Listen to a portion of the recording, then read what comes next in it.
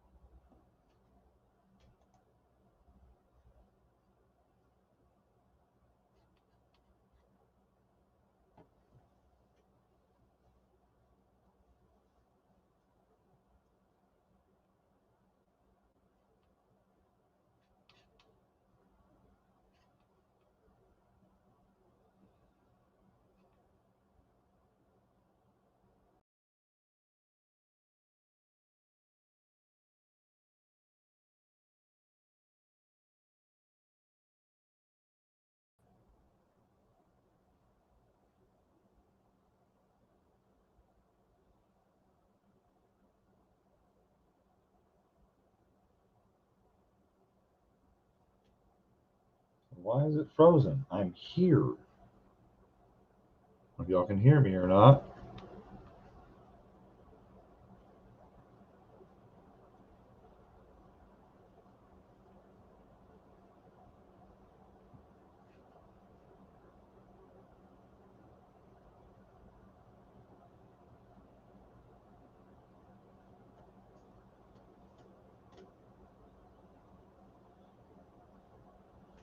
Well, this thing's way behind.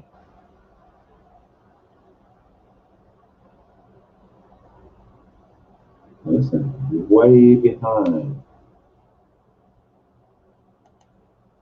There we go.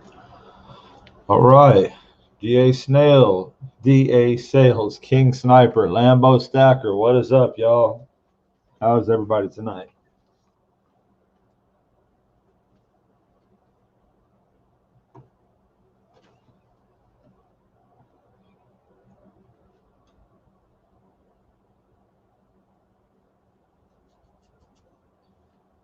How's everybody doing on a semi-late Tuesday evening?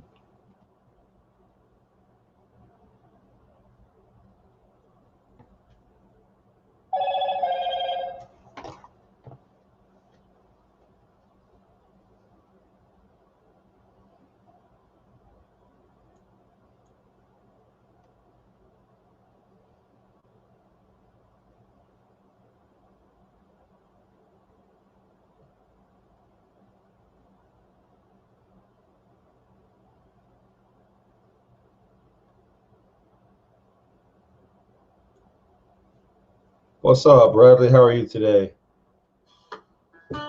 Okay. Hunting for a tube of ASCs. Wow. I'm doing okay, DA Sales. A little tired.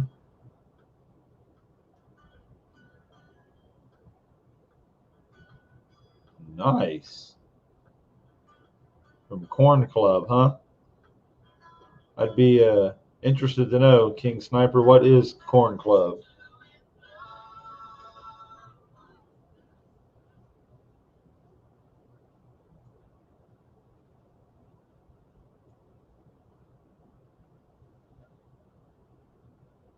Oh, Coin Club. Very cool. Very cool.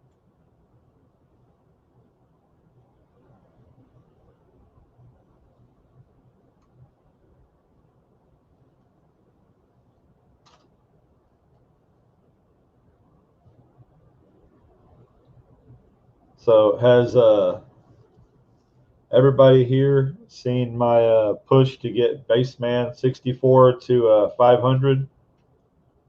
I know Lambo's been in there. I'm not sure if DA Snails or King Sniper's been on that video yet.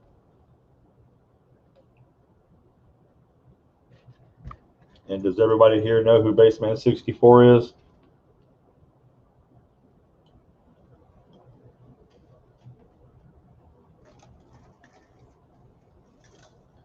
What's up, Dan Fancher?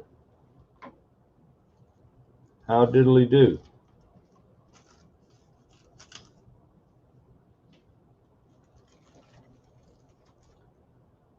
Bradley's coins. By the way, I still need an email from your parents so I can give you your bill.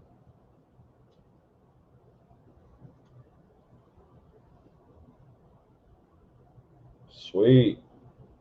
It's always here to do. Good to hear that people are doing well.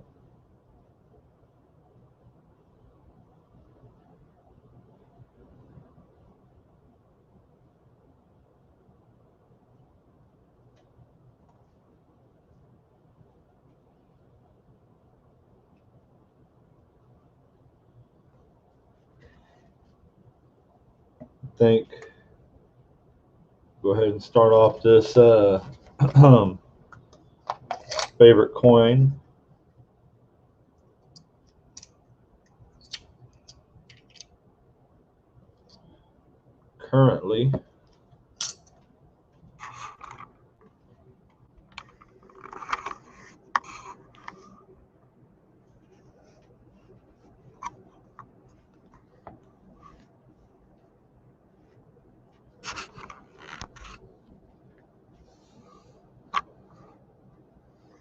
Currently, that's my favorite coin right there.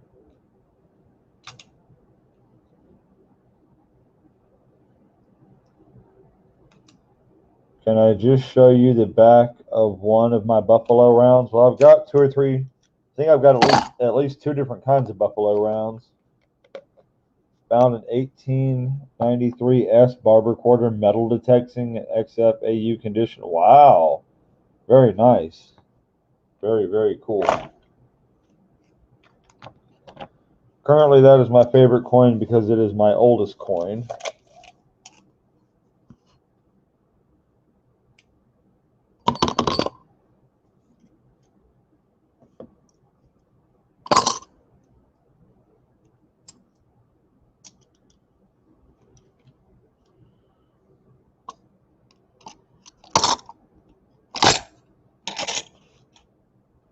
Let's see, Max.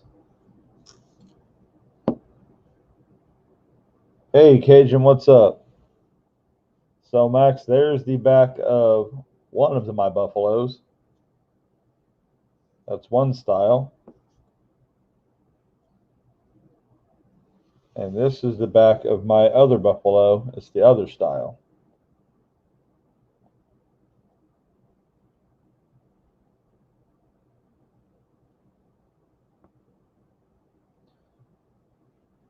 So, while we are talking about what's your favorite coin, there's the link. Come on up and join me. Show me what your favorite coins are. Now, my favorite coin is not the Buffalo, and the Buffalo is, in fact, not a coin.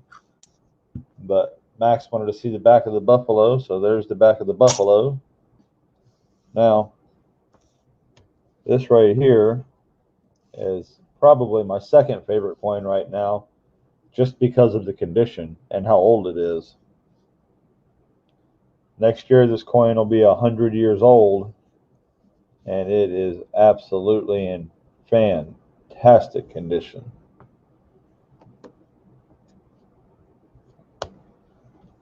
And do you know anything about the word copy being stamped into some generic rounds due to them being a U.S. design? They can literally make exact copies of quarters, make exact copies of half dollars. They can make them exact copies as long as they put the word copy on there. Now, where it gets to be hairy is sometimes they put the word copy in very small print towards the top of the coin, and you can't see it.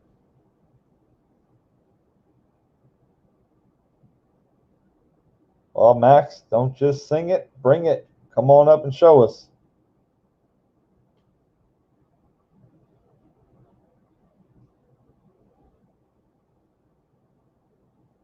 Oh, Raven just went on with Sing Along with Raven. That'll be fun.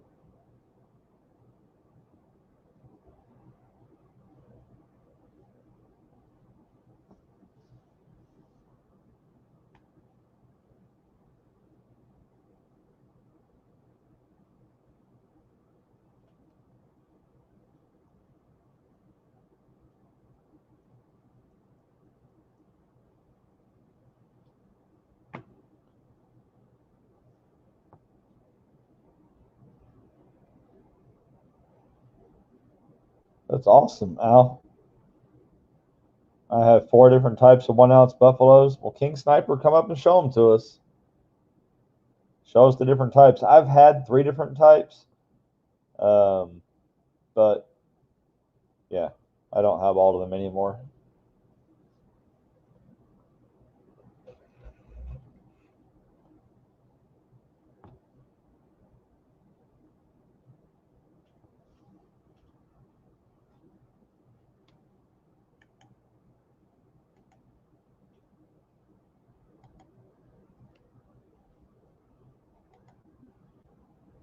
Good old Kellen L. showing me I'm number 1. Man, Kellen, if it wasn't for you, I might think I was number 2.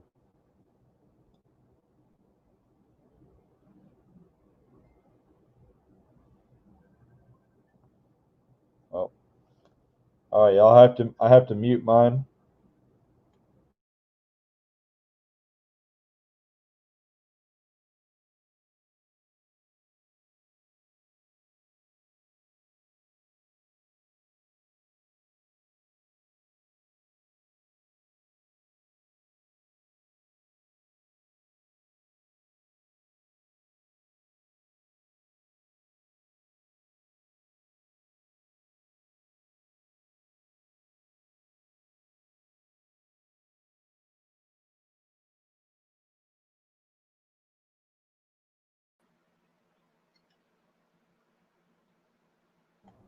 There you go, Cajun. Welcome. Hey, thanks for having me up, buddy. How you doing? I'm okay. I'm on a phone call with my son. I'll be back to the mic in a minute. Okay, not a problem, on me. Hey, Tyler, Kellen L, how you doing? Uh, Kellen, I've been checking my mail. I haven't seen anything yet. I don't know if you mailed that out yet. Trying to get my camera.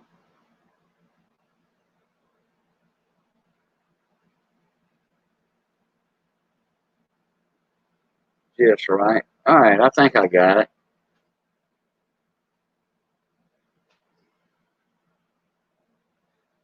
See who else is in here.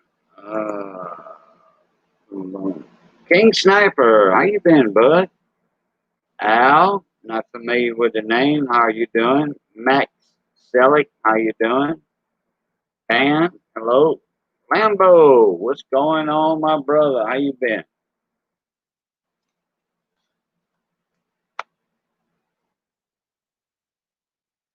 Well, I would love to metal detect an old school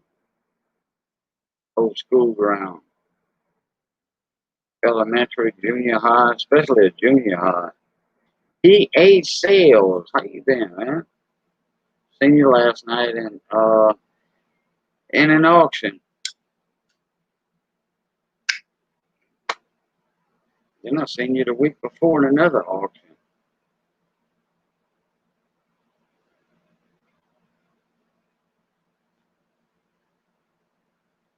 And everybody knows Bradley's coins. How you doing, bud?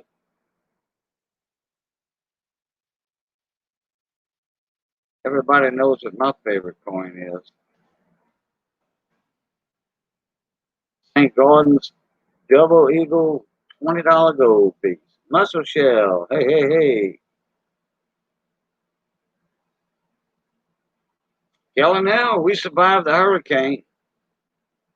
Got some damage down here, but not on my property. In town, yes. A lot of other people, but not at my house. Tree damage. The limbs down, stuff like that. But everything to the west of me is, oh man, it's tore up bad. That was a bad storm. That was a killer hurricane. I think they got like, I don't know, 18 deaths reported, something like that.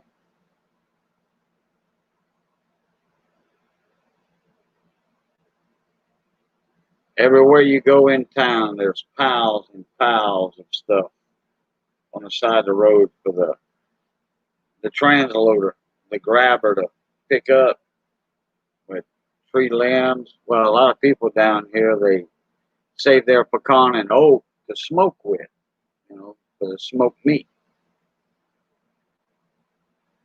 So you see the small stuff on the side of the road. Me, I'll keep anything that's about 1.5 inches, 2 inches around. I'll keep that to throw barbecue with. Oh, your friend got sent down there to help clean up. Yeah. I tell you what, Missy said something about they were hiring $22 an hour plus. 22 an hour. In fact, if I can get a hold of a company as a front end loader operator, I would go. I would go and they're guaranteeing 50 hours a week.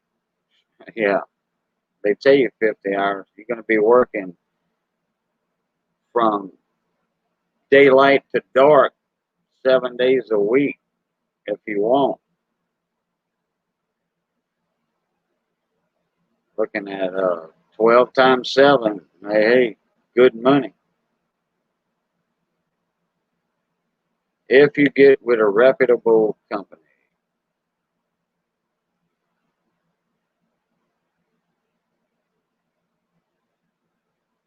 Hey, Copper, if you are within earshot of my voice, look on the bottom at our little boxes.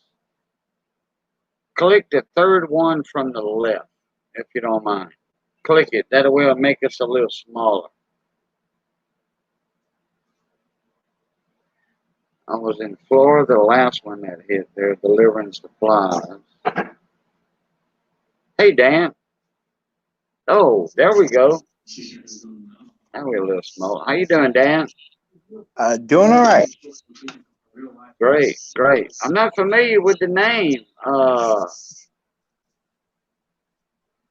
I haven't seen your channel name around. No, I just got into metal detecting for the last couple of years, and getting in with the coin collecting and all of those different channels. Actually started out with Rob Finds Treasure. That's where this Mercdime set came from, and then from there it's been recommended channels from you and Bassman64 and Nubs and all sorts of different channels pop up random in my YouTube feed, and I get watching them, and then I get hooked, and next thing I know, I'm listening to you guys live streams pretty much every day of the week now. Well, I haven't been live since my last auction that I host for Mike Badger and Value Hunter, and whoever wants to sell something in an auction, they're more than welcome to pop up. Yeah, I'm not really looking to sell anything. I mean, I do have somebody interested in my barber, but for the most, and the Mercdime set, but other than that, I'm pretty much just starting my own collection. My dad has some of my other collections. I've got a 64 mint set. He's got a 62 mint set. And $2 bills and some foreign currency when it was over in Germany. So nothing terrible, but at least it's a start. You gotta start somewhere. But right. Yeah, so you don't have a big stockpile to sell? No. Okay. No. Yeah. No. I mean, hell, the box here is, a few of the good finds from hunting, metal detecting. I've got a trade coin I thought was a large cent because of how it rang up on my detector, and it's actually a local bank that went corporate about 20 years ago now. the coin is from the late 60s, well, early 60s.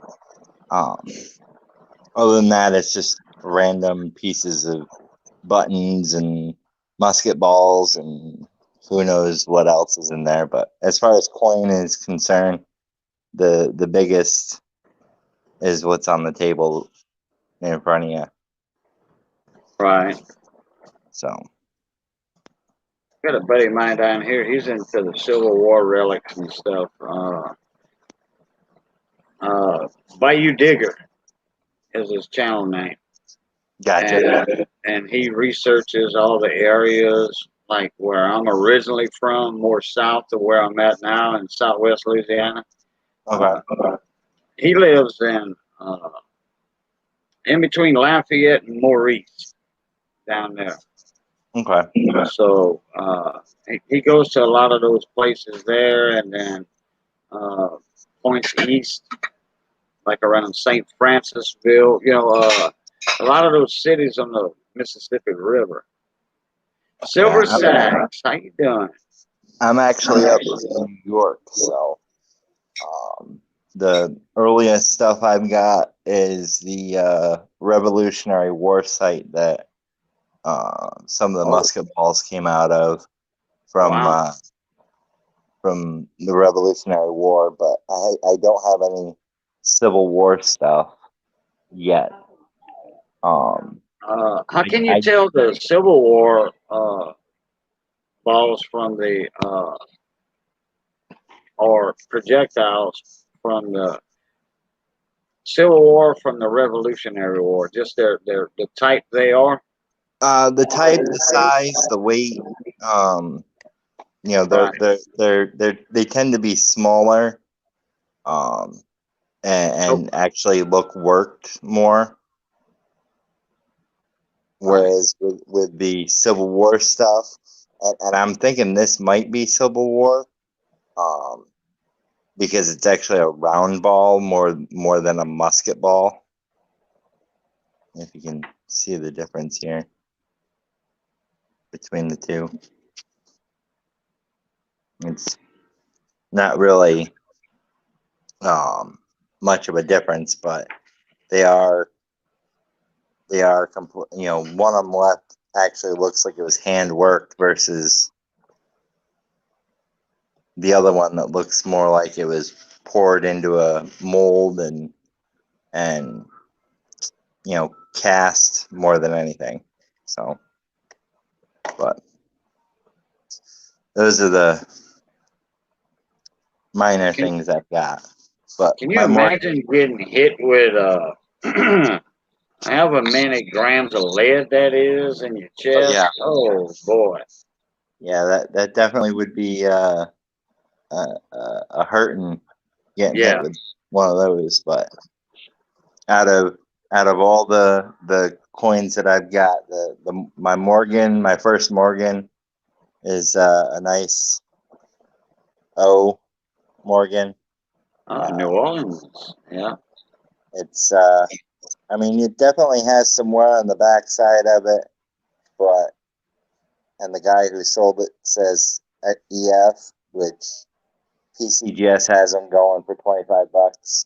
So how much? I wasn't gonna, you know, sneeze it back. How much you said? $25. Oh, 25? Yeah. No, it should be more than that because the price of silver is more than that. Well, yeah. But I bought this before the spike in silver. Oh yeah, yeah. Thankfully, and I'm planning on at some point this year taking this and a couple of mint sets that I've got and having them shipped off to PCGS to get this certified and the others graded. That Morgan is not. It's not worth sending to PCGS for grading.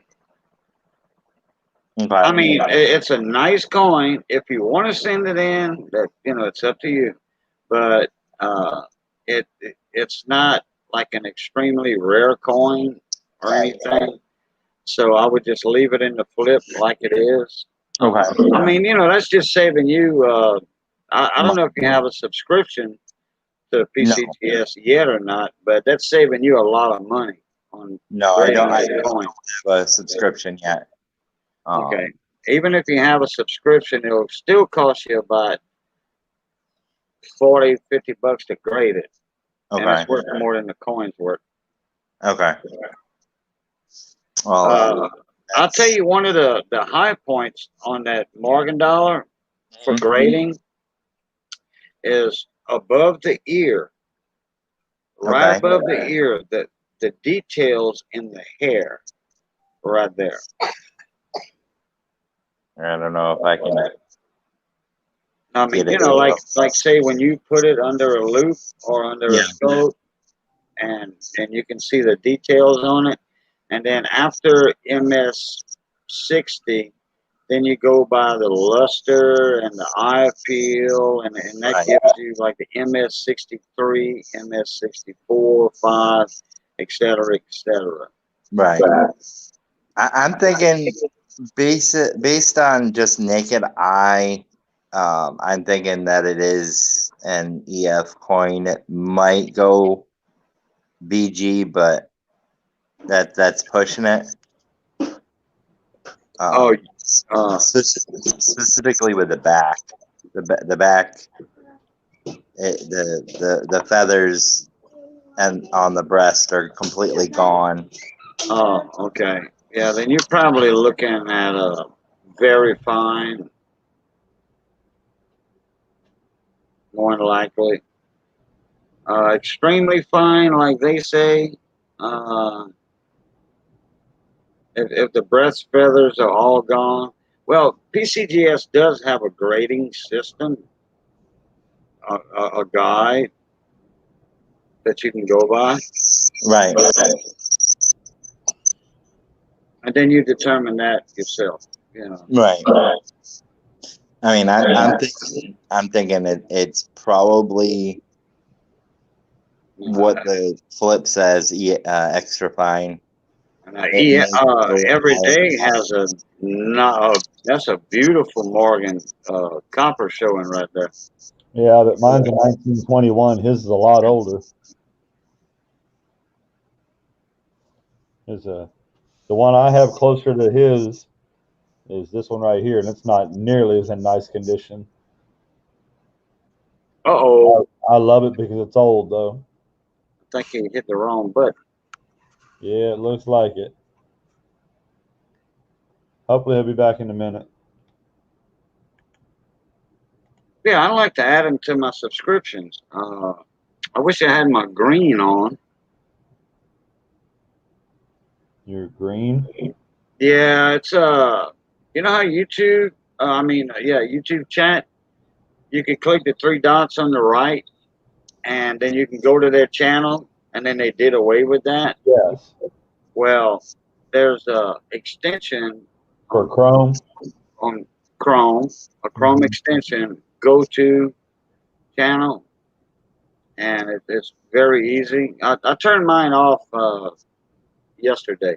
I'm gonna turn it back on. Let me do that right quick.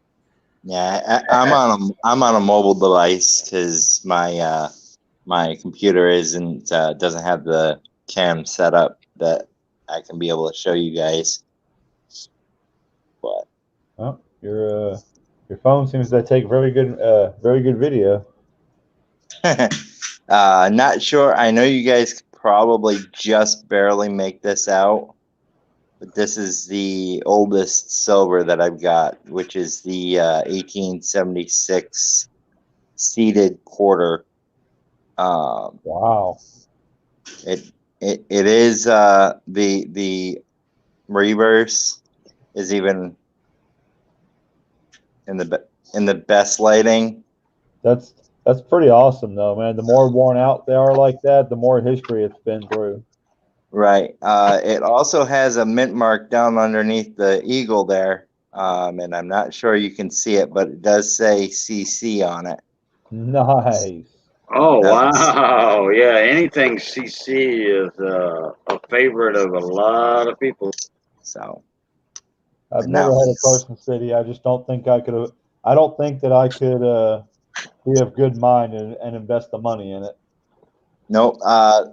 The only one that I've bought that's on the table here is the Morgan. The Mark Dime set I won from Rod Finds Treasure, one of his live streams. I And remember that one. all of these down here were found metal detecting, all on the same property. I've got Oh the wow! seated, the barber, and then I've got King Sniper will be here. a few little Indians down there. I was thinking this little one here was definitely a pocket coin of some sort because the edges are definitely worn down on it, or ground erosion. I'm not sure, but both of these are 1878s. And then a 1904, and then I've got a 1903 B nickel over there. Hey, Susie Q, thanks for stopping in. How's your move coming along? Yeah, those are some really neat coins. Neat I'd like coins. to get into detecting one day, but it's more money than I'm willing to put into it right this minute. Right. I mean, I bought my detector last year. Tax time. Went and bought the whole kit that I needed to be able to go out and dig. I think I spent like $700 on my detector and everything I needed. So, gets me out of the house and enjoying the fresh air. And up here in New York, depending on the weather, it's good digging. It helps to have a few friends that have, like, there's a ghost town where I picked up all this metal detecting. And my aunt and uncle own a farm that dates back to the Revolutionary War. So wow. having those properties is key. And then, now to find more people to hunt with, because everybody that I hunt with is out an hour or so from where I live. So it's digging at its finest. Sweet. So Dan Fancher, have you been to Bassman64's channel? Yes. And I am subscribed to Bassman64. Nice. I've watched all of his videos with him playing the bass. I can't fathom somebody going through and playing it by ear the way that he does, which is amazing. And then knowing that he also was in a band for a while, so knowing the songs is even better. He said he's in 3 bands currently. He sometimes screws up, which nobody's perfect. Oh no, but Bassman's a good time. His bass videos are great, but his coin hunting roll nights, man, he can make 3 boxes last 6 hours just chit chatting with the crowd and doing extra fun stuff and telling stories. He is such a fun channel to watch. Yeah, I've sat in on a few of his live streams as well. Unfortunately, when he comes on, it's having that extra long stream. It starts at a good time for me, but by the time he gets done with it, it's well past my bedtime. So, sitting until midnight, 1 o'clock in the morning watching that, I would love to, but there's many nights I can't. So. Sure. And now, see, I've got a second job Monday, Tuesday, and Wednesday nights now, so I come in about halfway through it at best. Yeah. So I certainly understand that. What's up, Hector? Yeah, I've got a 4-year-old and a 13-year-old, and we'll be starting school here in the next couple of weeks. So mine started on Monday, but He lives about an hour and a half away with his mom, but I'm glad they're back in school, man, and they need it. Yep. Totally Hey, agree. Dan, can you type something in chat? Just say hi or whatever. Yeah. All right, I turned my green back on. That way, all I got to do is click on your name, and I can go to your channel and add you to my team. I'll join. I'll join your team. I mean, no, the other chat, the YouTube Um, YouTube chat.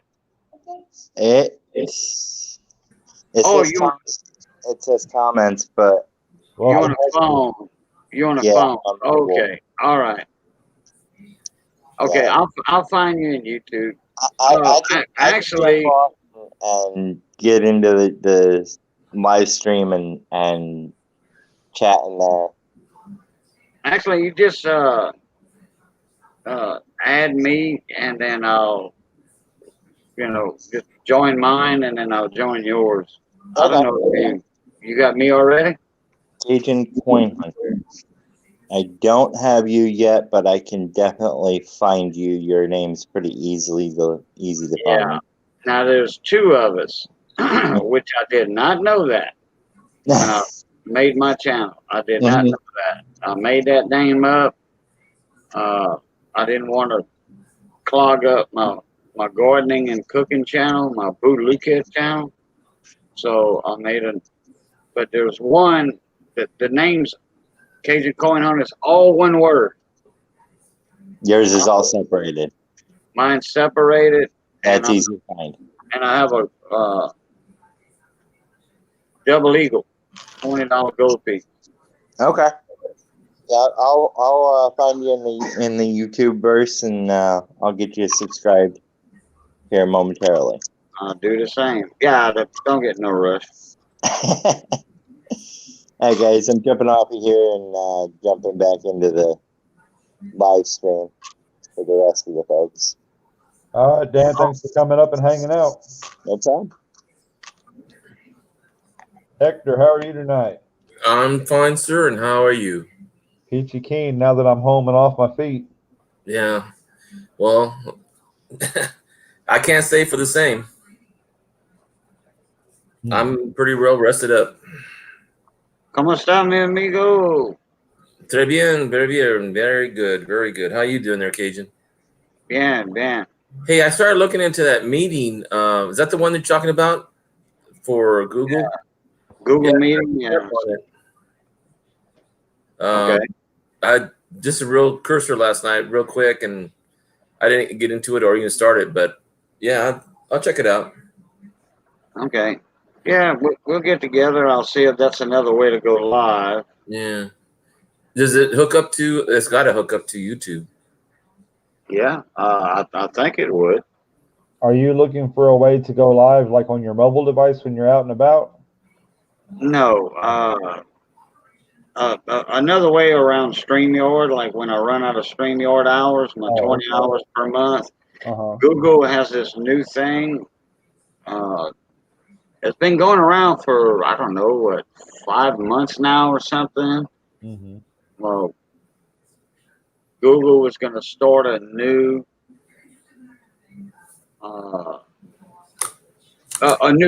type of hangout. Right. Instead of going through Streamlabs and then Google Hangouts, because Google Hangouts, they got rid of that. And that's when StreamYard popped up and got real popular. Actually, with Sandhoarder and Midnight Silver Run and with Stern, I actually got on Hangouts. It's still pretty good. Nice. Yeah, I finally just gave in and paid the monthly dividend this month because I was to the point where I had ran out of hours at the last trade day, and I knew I had trade day coming up Saturday, and then I had Bradley's giveaway come up on Sunday. And if all 10 channels had actually been in the stream and come up live, we would have needed 10 spots. And so if you pay for it, you get 10 spots instead of 6. Right. So, right. You know, plus it's nice to take their logo off and put mine Be right on. back. Yeah. And now I just got a notification from StreamYard, an email. You can put your cursor over a person's picture, left click on it, and move them to a different spot. Yeah, it's put in a different order. Yeah. Right, right. Bassman64, the Hey, man of the hour. What is going on? there's Mo Fry, Bass Man. How you doing, buddy? Let me drop this link, Bassman. If you want to come up, you're more than welcome to. I understand you just ran your own long stream the other day, so if you don't feel like coming up, no sweat, but you are invited. Got nothing. Just a cornflake looking for some milk, huh? Ha ha. That's one of his favorite sayings. Yeah, there you go. Hey, that's a good one. That's original for sure. Mm-hmm. He's been cranking out them bass videos lately, too. Good stuff all around. Yeah. Unfortunately, I missed the that part of the stream. I saw the very end of the Death Nut Challenge. Did not see when it came back when Bassman Faces the Music and did request. I bet that was a lot of fun.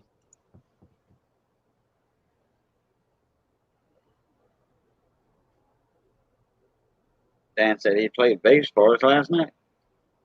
Yeah, he did a live stream where he took requests. Since he didn't have any halves, he was entertaining people by doing the Death Nut Challenge and then just by playing music. Oh, okay.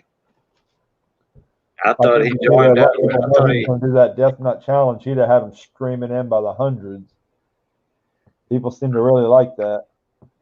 I thought Dan meant that he sat in with him with his band because I dreamed last night that I held I was a production. I used to be in a production company years and years ago, and we used to host concerts down here. And I dreamed last night that we did that, and my band was up there. Oh, nice. Yeah, but it was a dream. Yeah. You know, Because I've never done production per se, except for building the large sets and sound and video and all that. I used to work for a company called Upstage out of Houston, and built many a stage, set up many a light, but I've never ran a soundboard or anything like that. It's all set. Oh, that's easy. That's easy. Soundboards are easy. Mm-hmm. Never ran a light board. No, I just helped build it all. My cousin sold a 64 channel snake a while back. I think it was a 100-foot snake he sold. Mm-hmm. He got rid of it cheap. I think he sold it, and it was used once or twice. I think he sold it for, oh God, like $400 or $500. Nice. Somebody got a good pickup. Those are nice little barbers there. Yeah, I got them in exchange on one of my trade days. Somebody traded me some Constitutional, and that's part of what they sent me was a couple of barbers. Now they're both, they're both pretty slick, especially this one. But I keep them in my little extra dimes tube. I've got a full roll of Rosies and I've got a full roll of Mercs, but all my loose dimes I have in another container, and I got those in there. Hey, as long as you can read the date and it has at least most of the features, and you can read dates and outlines, and this will be a little more. Well, I was listening to a couple of guys talking about junk silver and constitutional silver versus MS and graded coins. Right. Some of these, as the years come on, the guys are saying that those coins that are slick, as long as you can read the date, they're going to be more valuable anyway. Oh yeah. Well, I mean, they're already over 100 years old, so. Yeah. Oh, speaking of 100 years old, I just bought me this coin.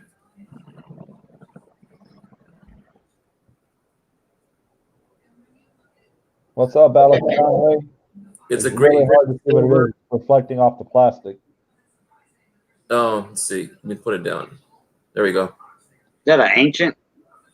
No, 1864, 1684. Oh, okay. It's a Great Britain 4-pence. Oh, yeah. I think we seen that a couple nights ago or so. Yeah.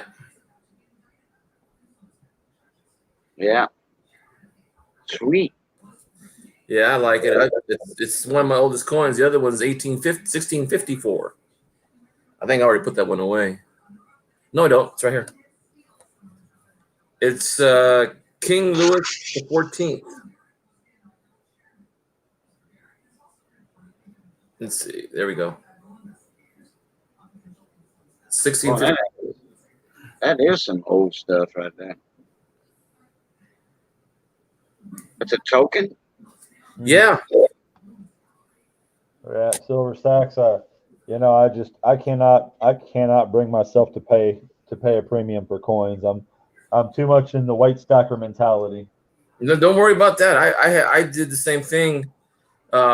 Since I'm older than most folks in here in the room, I've been finding most of my coins to fill in the holes. I don't like buying myself, but after a while, now that I'm a little bit financially stable, I'm buying my holes only.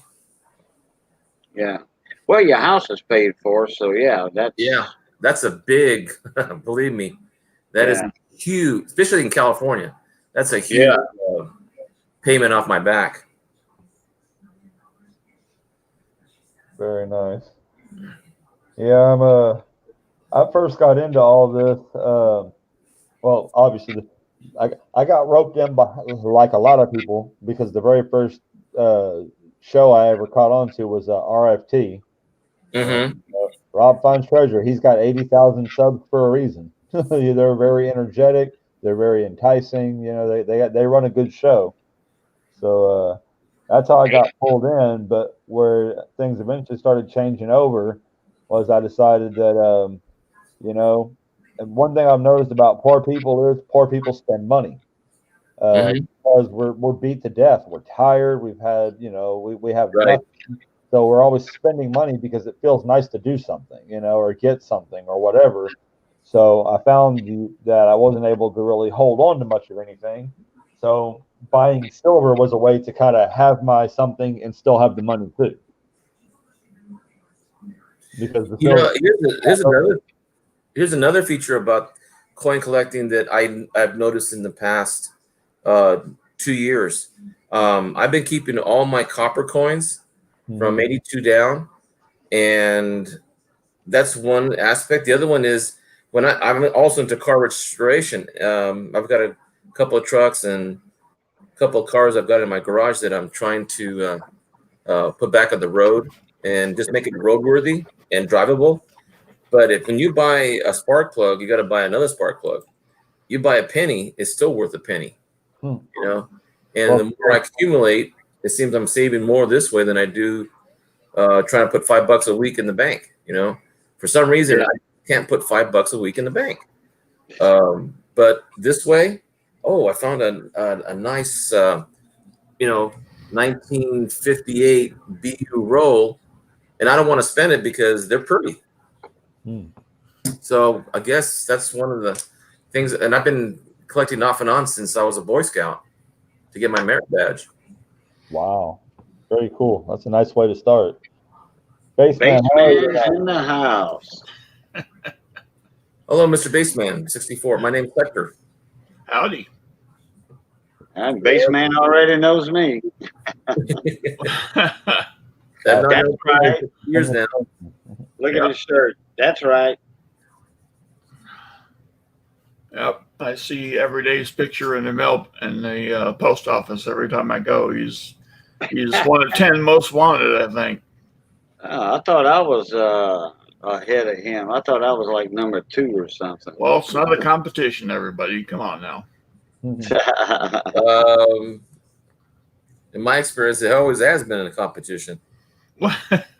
Actually, my picture's kind of wanted absolutely everywhere right now because nobody can get any dang change.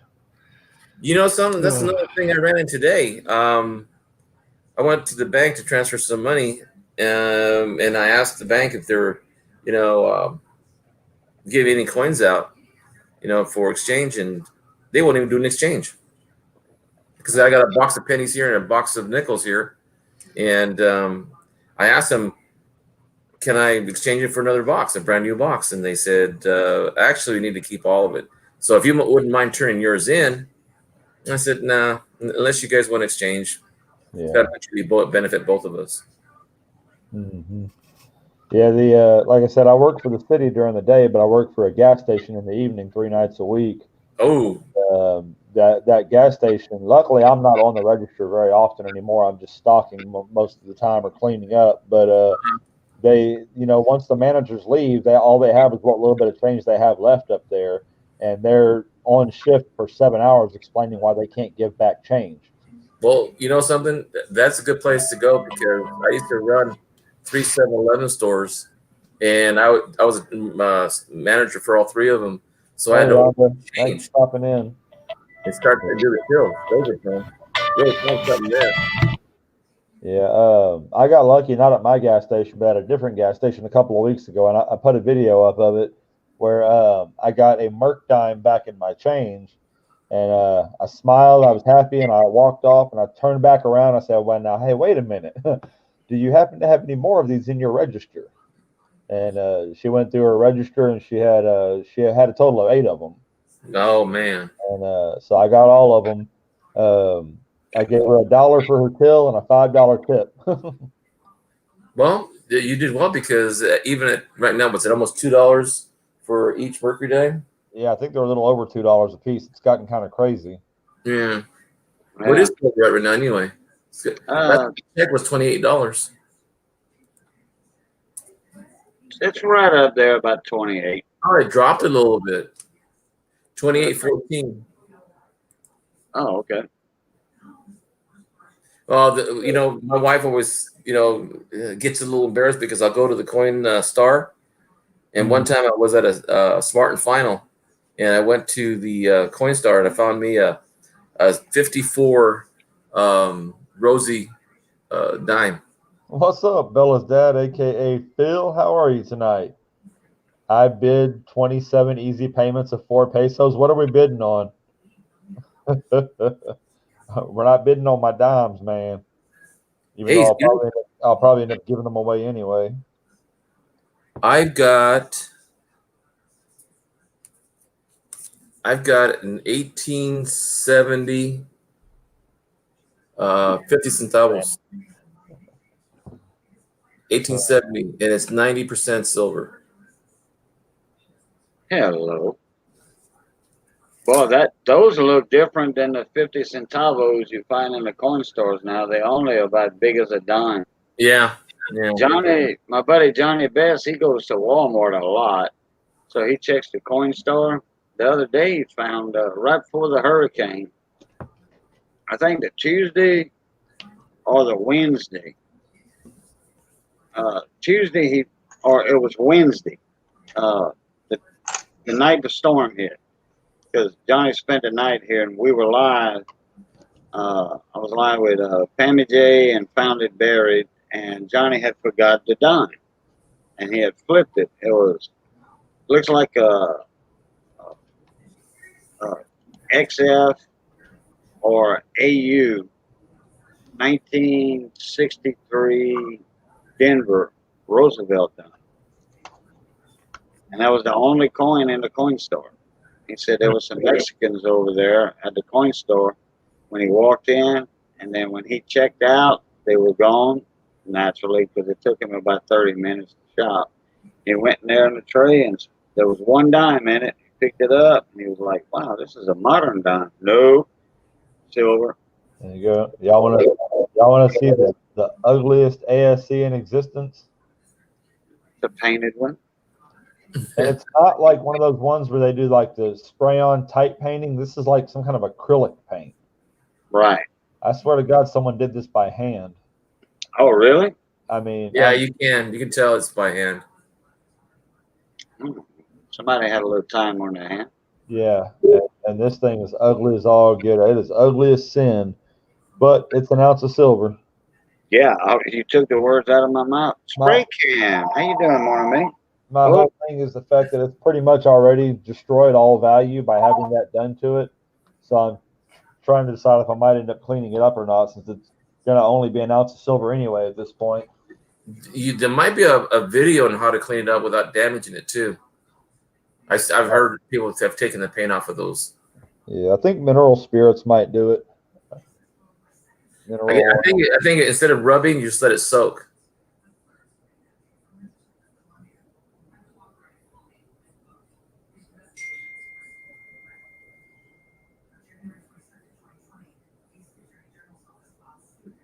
I know, like we're in a small town, and all these little small grocery stores that are in the middle of the neighborhoods, which are very rare nowadays.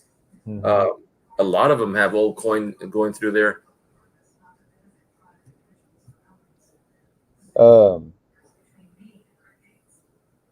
yeah, it's Phil.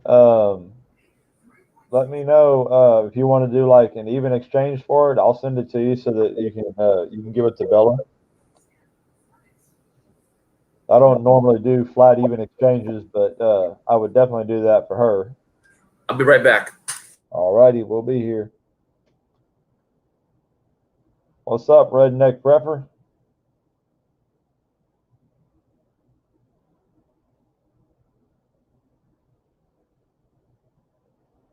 And then there was still me, and everyone else got quiet.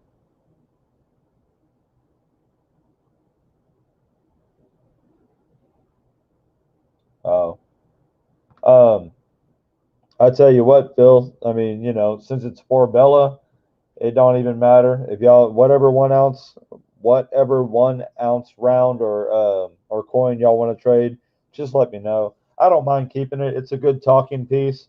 But if you really think she would like it and y'all want to make a trade, just let me know. It's no worries either way. What's up, Spray Can? How are you?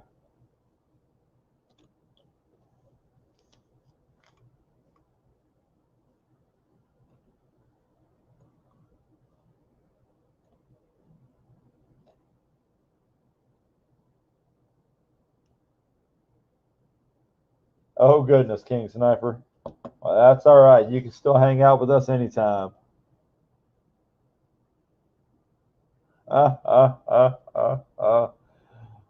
Oh, Silver Sacks, you should come up and show it to us.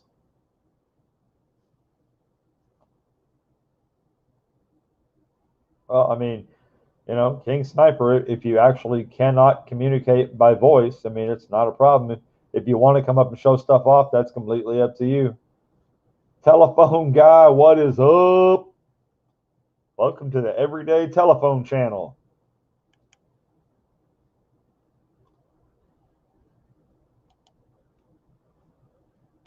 There we go with the link. Telephone, you know what to do. Every day. How often are you, and what time do you come on? Because I like to learn a little bit more about how to trade. Um, I come on for trade day every Saturday at 3 o'clock Central Time. So it'll be my We time. generally tend to run about 7 hours from 3 to 10 usually. Jeez, really? Yeah, it's getting pretty good. Hey, what's up, Phil?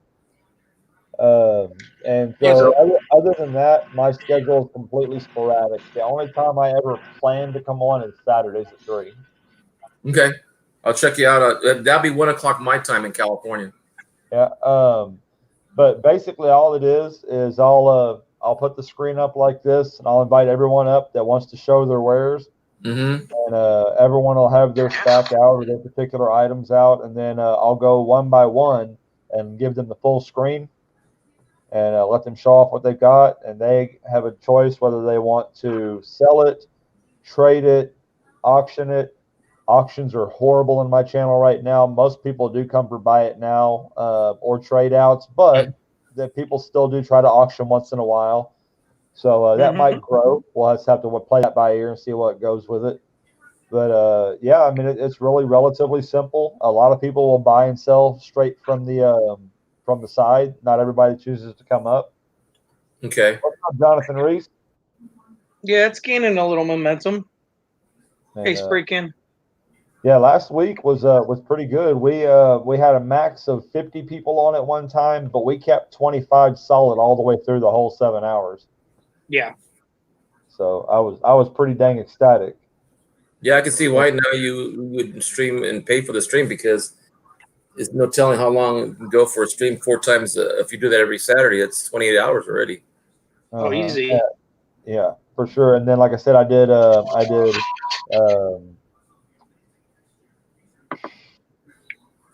my goodness, I forgot his dang name now. I did the stream Sunday for the 5 ounce, and that stream we were looking to have 10 people up there, but we only ended up having 4.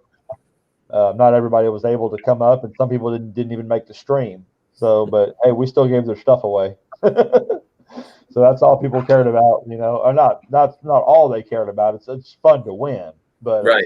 and they're chit chatting and hanging out, and we kept a pretty good stream for about 2 hours.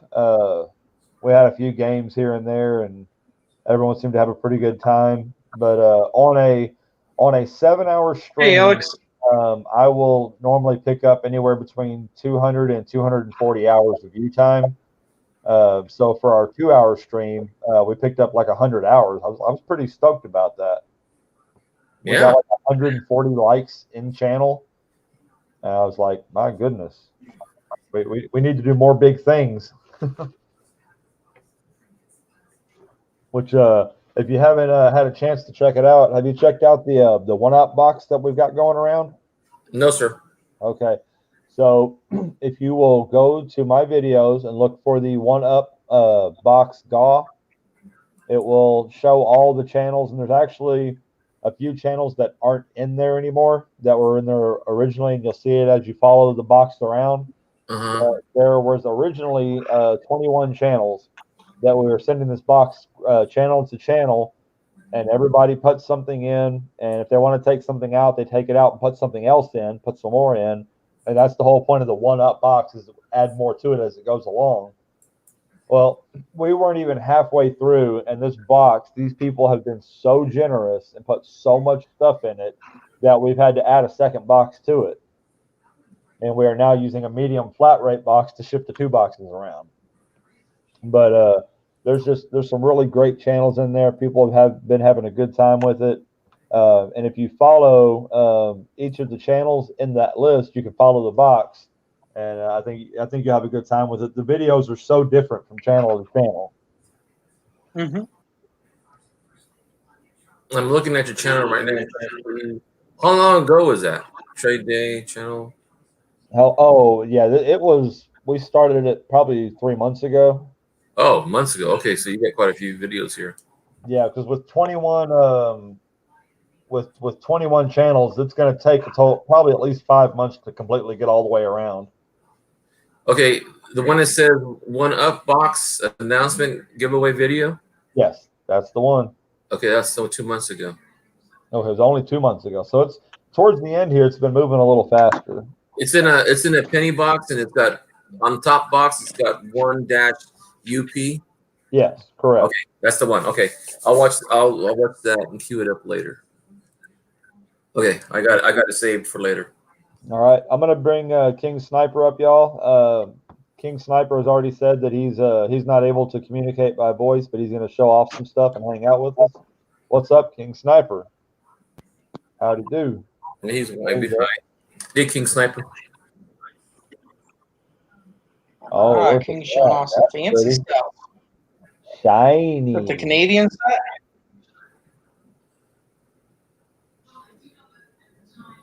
Oh yeah, everybody loves shiny stuff. Oh, it's got a nice fancy case. I sold a whole bunch of those not long ago too.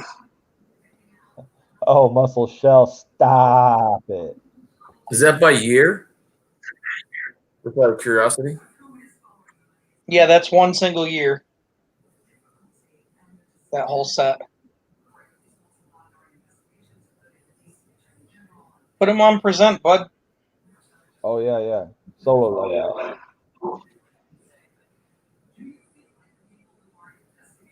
There you go, King Sniper. Give you a little bigger view for everybody. King, hold your camera the other way, sideways. It'll give us a full screen. I was supposed to. Well, he's already got a Didn't lot. rotate. Yeah, even if you switch it, mine switches it. That's weird. There it goes. It just takes time. So, King Sniper, if you have two screens open, one for the Streamlabs side and one for the YouTube side, if you could mute the YouTube side, that would, because we're hearing an echo.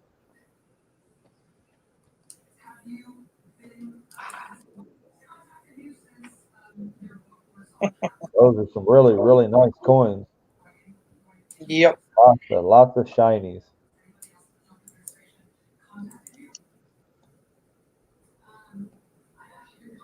Oh, look at all them bars up there too.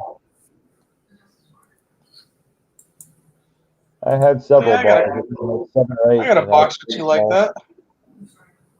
Oh yeah. Yeah.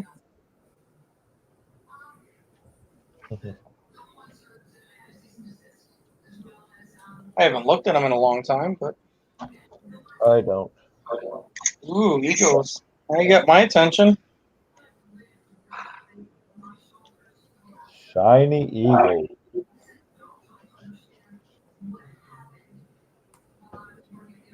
Wow. Good stuff.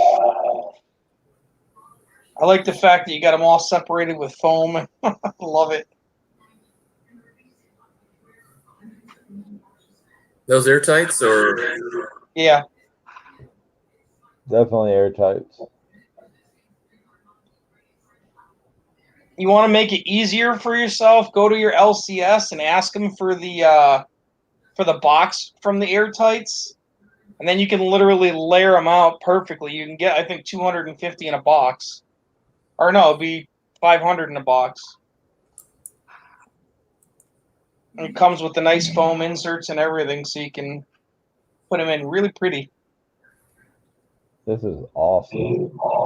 So much more silver than I thought. Yeah, I love the Arctic Fox. That one's a nice one.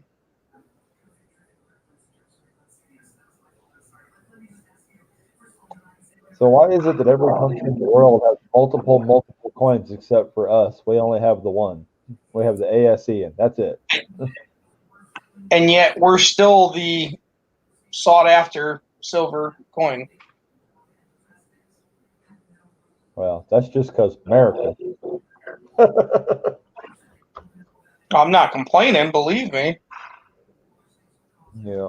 Although I'm sure we've lost traction in that standing. Boba Fett. That's the way to do it, guys.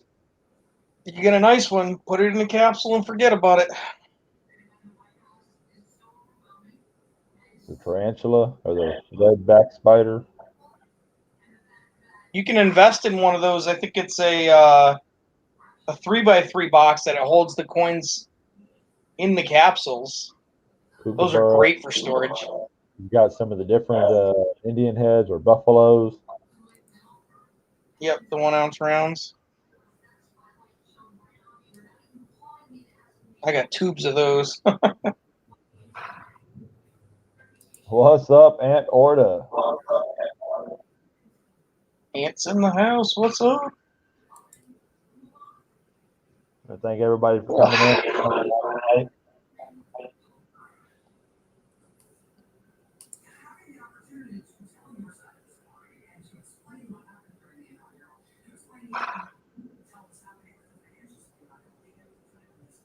Yep, those are fun. I love those mirror backgrounds, those proof style backgrounds.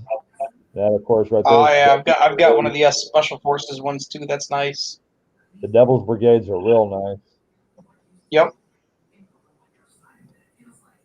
So it doesn't say that anywhere else. So why do they call it the Devil's Brigade anyway? I think it's honoring a certain unit. Okay. I figured it was some kind of military term. That's like one of their mascot, like the unit mascot. Uh-huh.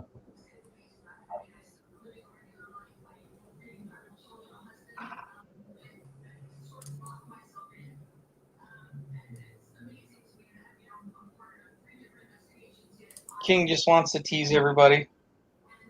I had an ASC like that in a case like that. I got this beautiful 2019 reverse proof ASC that I haven't taken out of the box yet. Well, Still, now's the time to not start.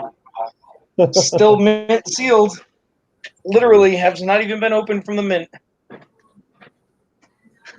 I wrote on the box and I was like, that's what it is. Can you imagine trying to sell that and prove it?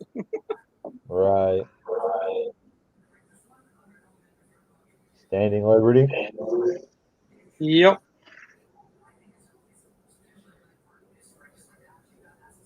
Oh, Andorra, he's showing off a lot of ASCs. I don't think he's selling any of them right now. He's just showing off hanging out. Very, very nice set. Thanks for showing all that off, King Sniper. Appreciate you. Oh, he jumped out quick when he was done. And I hate that when this thing goes from a single screen, it jumps back down to a single screen instead of opening back up to everybody. Yeah. It'd be nice, but what are you going to do? There we go. I'm noticing that it's getting darker. Some lights. I'm back, guys. Welcome back, Cajun. Here's 4 soap mitts that people. Bill, how you been, man? Another day in paradise, my man. Watching my. I see you. Watching my. See you okay from the neck up? Yeah, I'm all right for now. At least for another 17 days. Chest up, I mean. Oh, for sure, King Sniper. Anytime, Bubba. You got some really nice stuff. Thanks for coming up, hanging out, showing us the goods. Yeah, appreciate it, man. Some good stuff you got. That was a lot of pretty stuff. Yes, sir. I have one Yeah, I'm ASC. doing all right, my man. That's it? Everything else is silver certificates, gold certificates, a lot more BU rolls I've been buying. Yeah. Gold certificates? You mean like a $5 bill gold certificates and the 20? $10 one. I bought that one. Oh, Hey, okay. Kelly. Yeah, I haven't. Kelly. Yet. Kelly Ray. Well, you got one more eagle than I got. Oh, did Bella take all your eagles? Yeah. Is that If even a it's question? silver, I don't get it. It happened. Now he can get a BU roll of pennies in, and that's Bella's like, oh, the ninja. Yep. Right to herself. Yeah, she Hey, came over this weekend. She came over this weekend, and I go to pick her up, and her stepdad walks out with 2 3-gallon buckets, and he's just like holding them like this. And I'm like, what the hell? And I was like, oh, the 6 boxes that I sent over. Pennies? Yeah. Yeah, Oh, yeah. silver stack, I ain't having any part of that. Yep. She went through all of them, and I get junk. Here, Dad, you can roll it up. Oh, imagine that, huh? Hmm. Somebody's still got. But you think she would have made videos for it? Nope. So she Anybody else got got two good screens open that has not muted their YouTube? What happened? Yeah, I keep hearing the reflective talk in the background. If somebody says something, it repeats. I don't hear it. It's probably hear it. mine. Mine likes to do that. No, it's probably mine. Yeah, I'm not hearing it either, so it may be yours every day. No, I'm looking at mine. Mine's my YouTube side is completely muted. Here, I'm gonna mute my side, both sides. I don't know. I'll refresh it. But King Sniper says that he would sell or even trade almost any of it. Well, King Sniper, people are all about those ASUs you had to start off. But if you come see us on a trade day on Saturday, King Sniper, We run a 7-hour trade show usually from 3 p.m. Central to 10 p.m. Central, and you can come up on screen, show off what you got, write a little note, let people know what you want for it. Yep. You would probably do a lot of business, King Sniper. We had our largest sale in the history of the channel last weekend when somebody sold some Constitutional just under spot and threw in a 1-ounce bonus, and they sold the whole set for $450. Oh, how I would love to be able to spend money right now. I'd like to have some money right now. Exactly. Money? Y'all get money? Yeah, then you know that funny stuff that looks like it could be spent, but you keep it because it's so shiny. Yeah, I think You know, mine's that more like stuff that I give away all week. Promise to give it away. I give it away all week. I don't get any. I got to figure out how to be on the other end of that.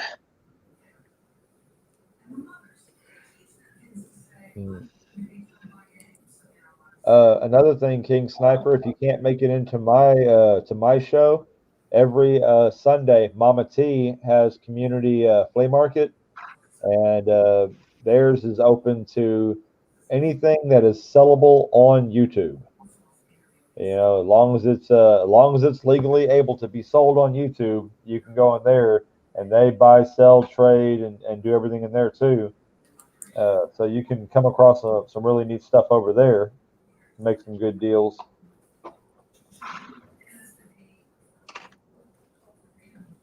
I might not be able to start with a stream, but I might be coming in the after dinner. Hey, that's okay. Yeah, 'cause 3 o'clock in the afternoon usually at the ranch. Mm-hmm. Yeah, and so we've had a pretty good time so far with being able to to start building up a later evening crowd for those who are only able to come in a little bit later. Mm-hmm. And we've had a couple of people like Nerd Analyst.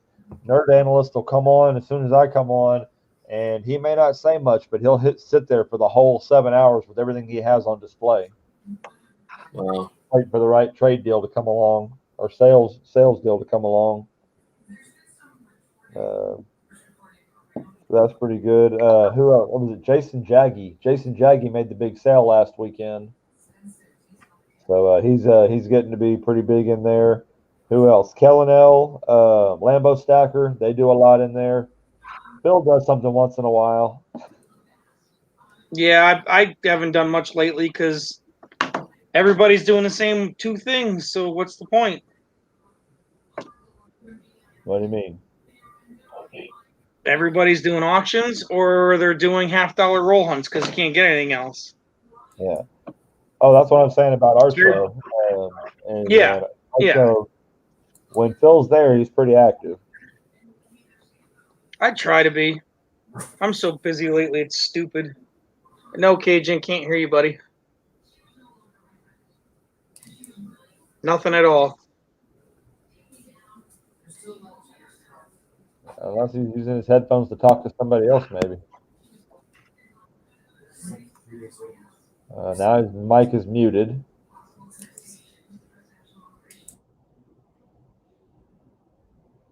Hey, Silverman. There he is, back again. Okay, what about now? Yes, now Yep. we can hear you. Okay. What's up, Stacking Silverman, LJ Silver, Ostier Privateer? Welcome, welcome. Fox Run Forge. Nice. We're building up a nice little crowd in here. Hey, Stacking Silver Man. Hello, hello. LJ Silver. Hello.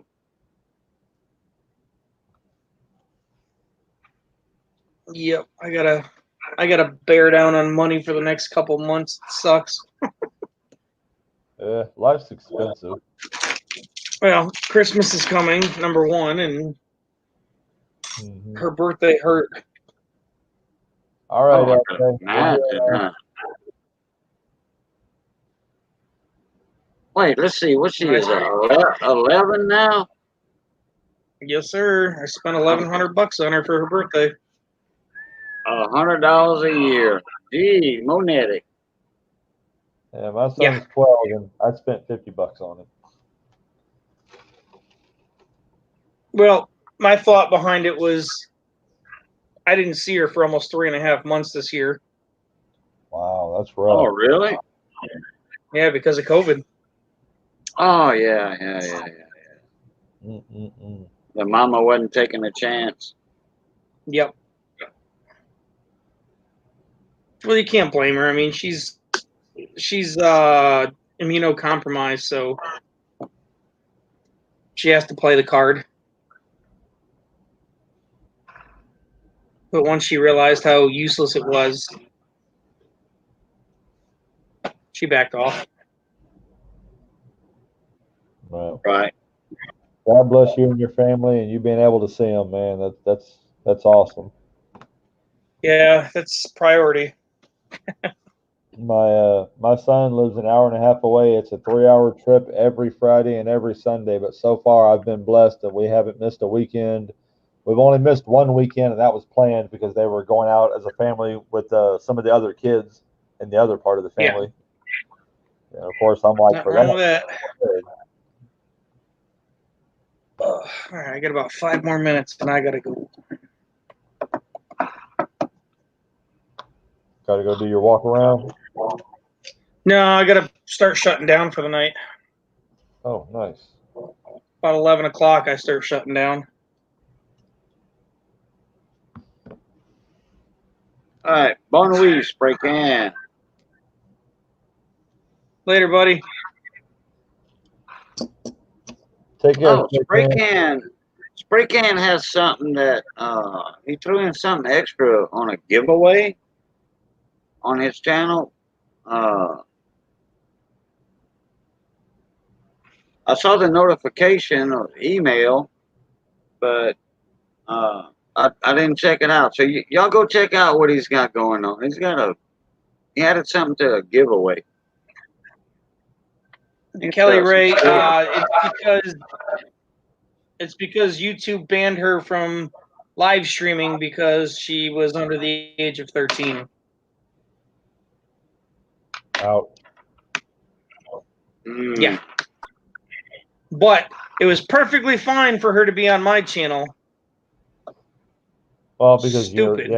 yeah. I mean, Well, yeah. You see, you her parent. So right. I was sitting next to her. There's nothing against the YouTube rules with your child or grandchild being with you in one of your videos. There's right. Nothing wrong I was with right next to her. I was right next to her in her stream too.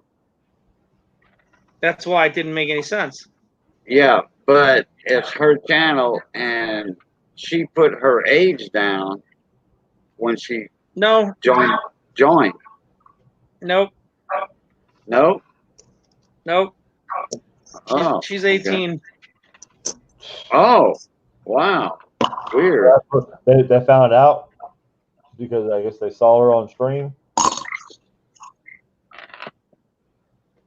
Did her mom do that? I don't know. Either way, I just said whatever and threw it on my channel just because I could do it right away.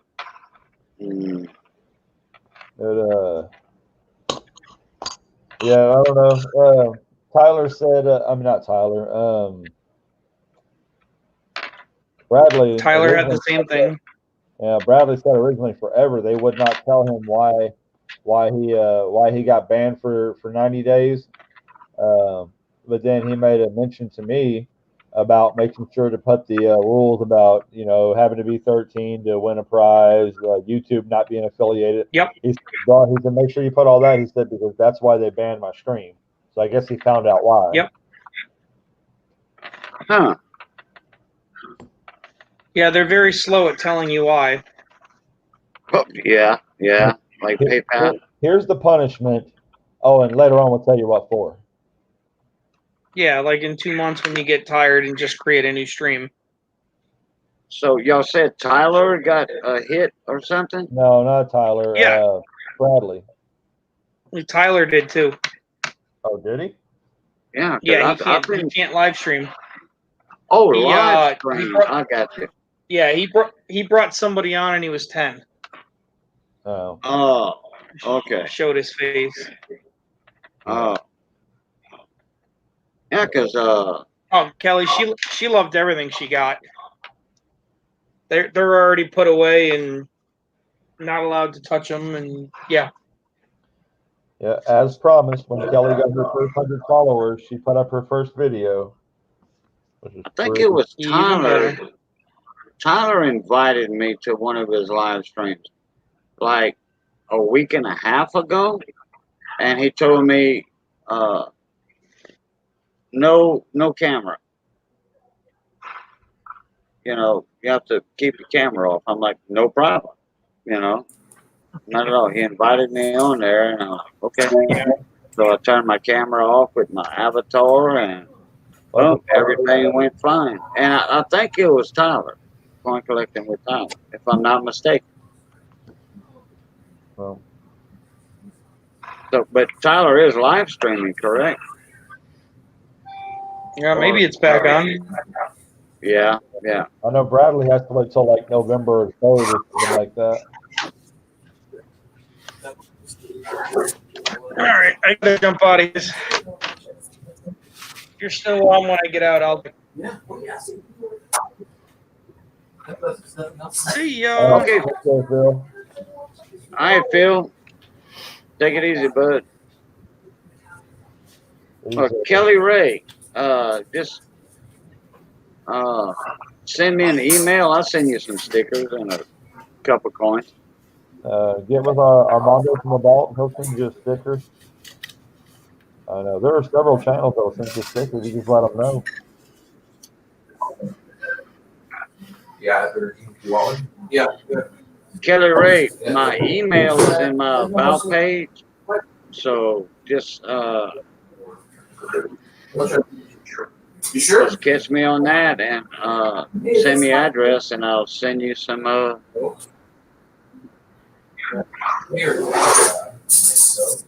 send you some stickers and some coins. These are some of the more unique rounds that I've got 2 weeks ago. I like these ones that are marked with the year. That's nice right there. They're harder to find. And if you do find them, people want like $35 a piece for them, and I'm like, no, I'm not paying a $7 premium. But these I got for like right at $30. Right. And I had that. I think it was an 86 or an 83, was the one I gave away for my 1 ounce prize for Bradley's channel. $25 for American Silver Eagle? Oh yeah, yeah, that's very fair. $5 is the very like for an ugly eagle, like one that might have been beat up. Yeah, that's cheap. Silver is going for $28 an ounce.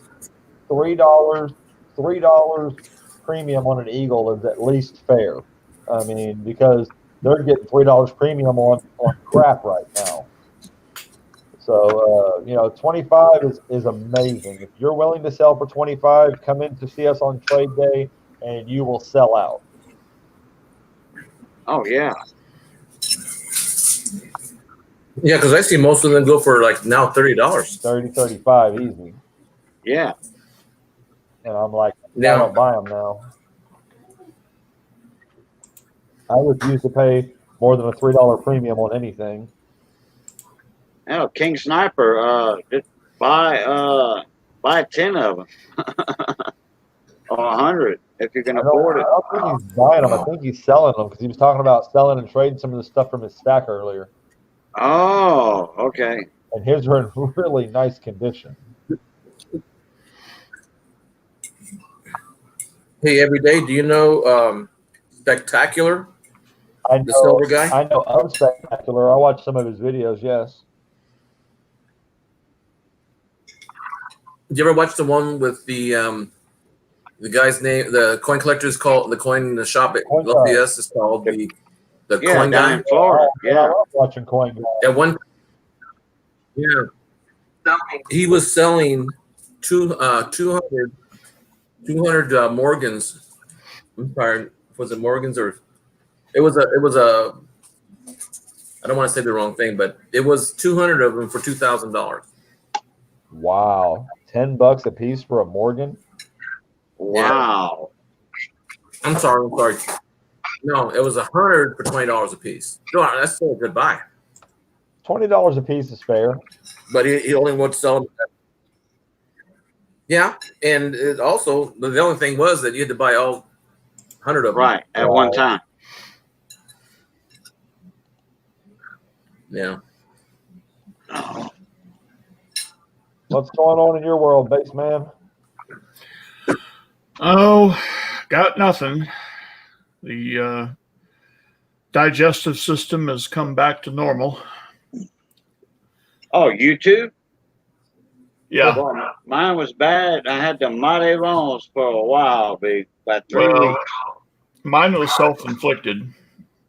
Oh, I did the Death Nut Challenge How last so? night. oh, okay. Baseman, before you did that, I wish you would have put that as the title on your stream. You'd have had people pouring out the woodworks. Well, I really didn't know what I was going to do, but I had been planning to do that for some time. I may go back to that video and edit the title. Yes. So, I mean, I've already gotten a lot of traffic without changing the title. So, Probably word of mouth. yeah, it could be. But, yep, Kelly Ray, that was the first time for her to show up, Nice. which was funny.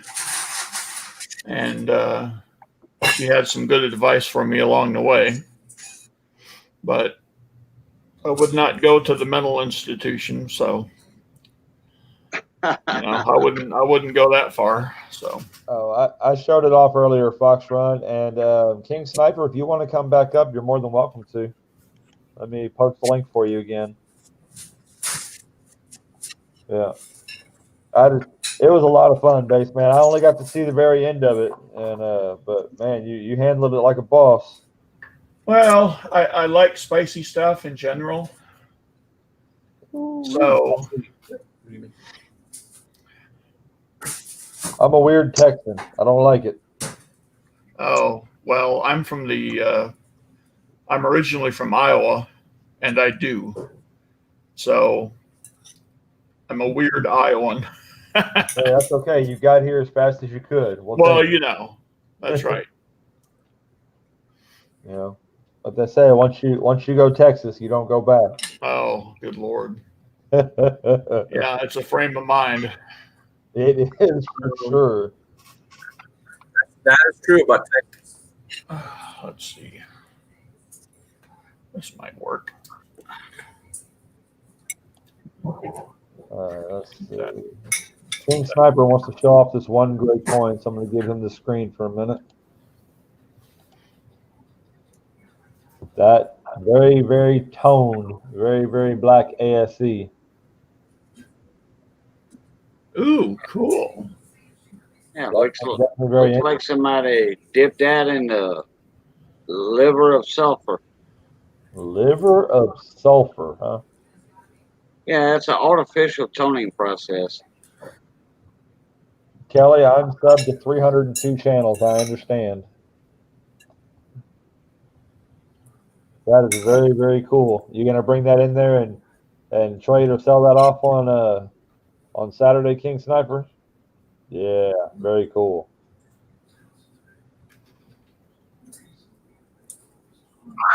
My grandson's father has a 3-set slabbed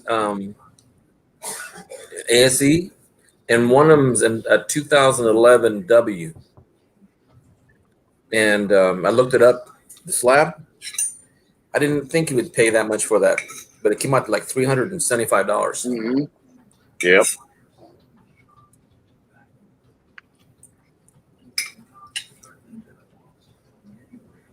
And we certainly appreciate that, Kelly Ray. 710 is oil upside down. What is up, my friend? 710's in the house. Move out the way. I mean, don't slip on his excretion. Oh, good. Don't God. slip and fall in the oil.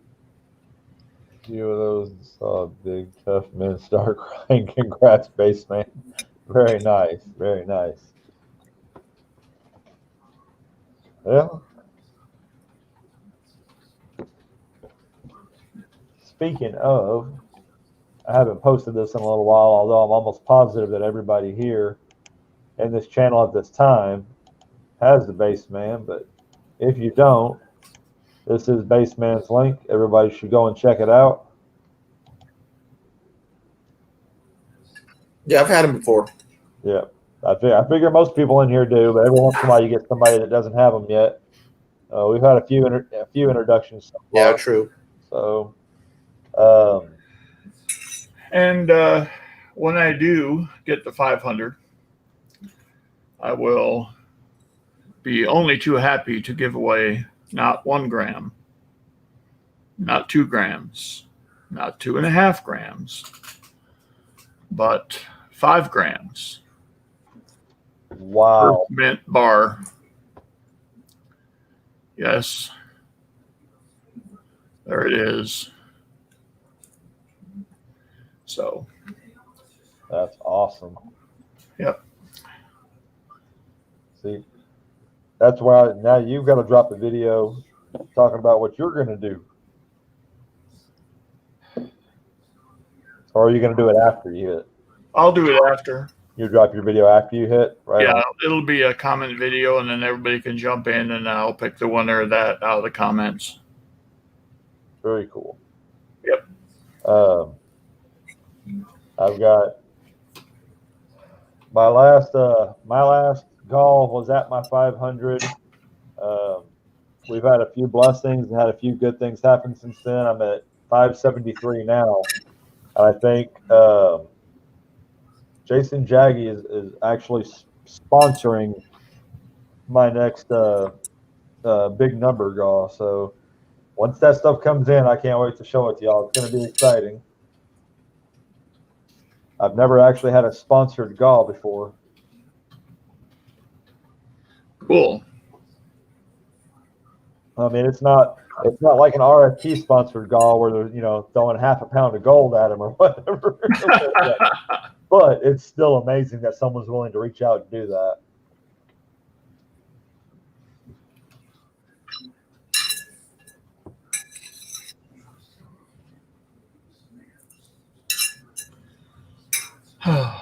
So King Sniper's looking for $33 for his ASEs. There we go. So everybody that was looking at all his ASEs earlier, he's ready to rock and roll. I say come in and show all that off on trade day. I think you're definitely going to find some hits.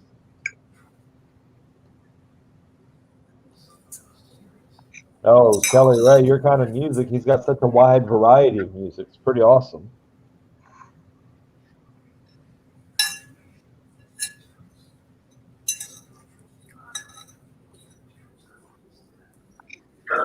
It's funny. I come across some people, and sometimes when I talk to people in my channel, and some people are not even, they're just interested in coins, but they don't want to make it full time about it. Right. They do want to find out, how much their value worth and how to get rid of some coins. And I have one lady, I think her channel's name is Peace and Love something. And she has a lot of good questions. I said you should just get into it because she had a lot of coins from her grandfather's estate, and she had to get rid of it. But she knew they were worth more than the face value, like 50 cents or 25 cents or whatever. So I told her just, lurk in the background and learn all the terminology, and every once in a while ask a question. And she did that. She did pretty good, selling all her Morgans and all her her grandparents' peace dollars. That's what he mostly collected. That's pretty awesome. King Sniper, no one can say for sure what you're going to sell something at. All you can do is come on in, stick your toes in the water, and see what happens. I mean, you ain't got nothing to lose but your time. Hey, Arizona. What's up, AZ Coins? AZ Coins, what's up, mon ami?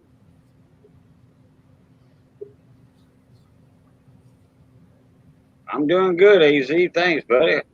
How y'all doing over there in Arizona, North Arizona? Oh, we're doing all right over here. AZ, just everyone's kicking back, kicking their shoes off, relaxing a little bit. Muscle Shell's cracking the cubes and passing out the lemonades.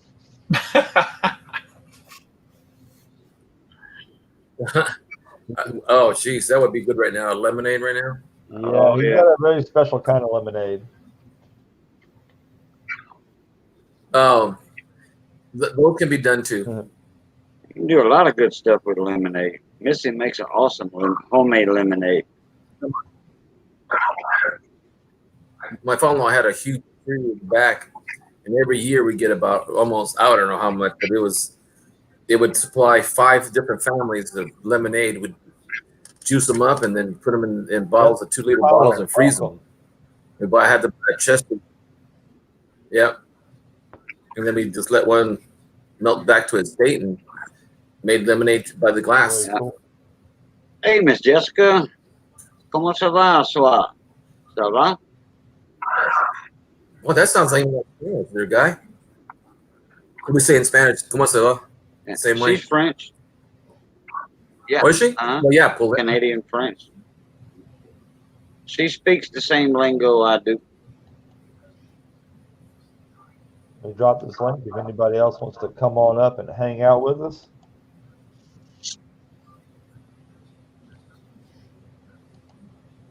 We're just having chill chat tonight, showing off different coins, what we like, what we don't like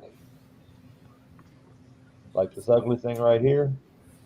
I gotta still do a stack of foreign coins still. It's about, looks like about 20, 25. Because I already did. Of all the foreign coins I got the other day, some came out to be silver. Y'all remember when just 2 weeks ago these things were still going at a premium? What's that? That one there? Yeah, the COVID rounds. Uh-huh. Boy, those things have fallen out. Why was that? I think we're all just so freaking sick and tired of it. Nobody even wants to look at them anymore.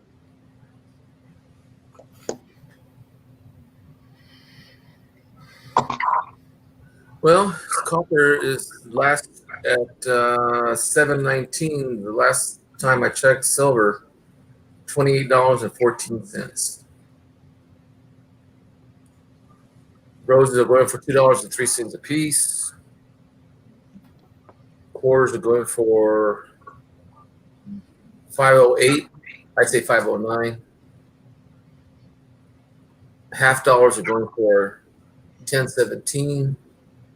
Ooh, I've been calling them $10. Ooh, that's a lot. And then the Morgans are going for $21.76. Peace dollars is 10. Eisenhower's 8.90. Yeah, Morgans may say they're going for 21, but Oh yeah. they're going for around 25 to 27, pretty easy right now. Well, that's still not bad. Since some of the numismatists, they're getting up there. Numismatic speaking, though. So I picked this one up last weekend, or the weekend before last on the trade day.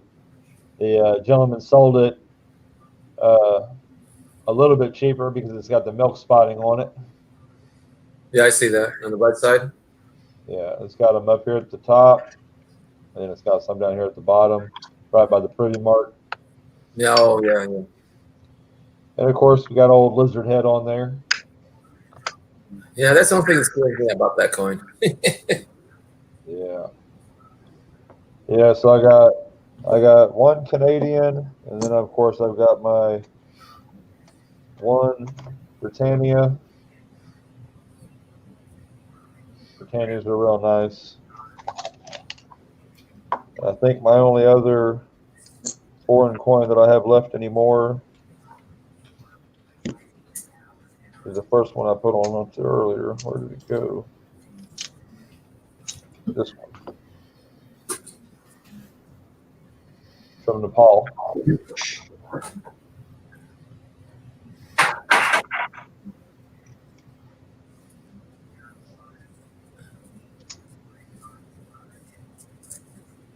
Got a few nice eagles now. This one seems almost more of a matte.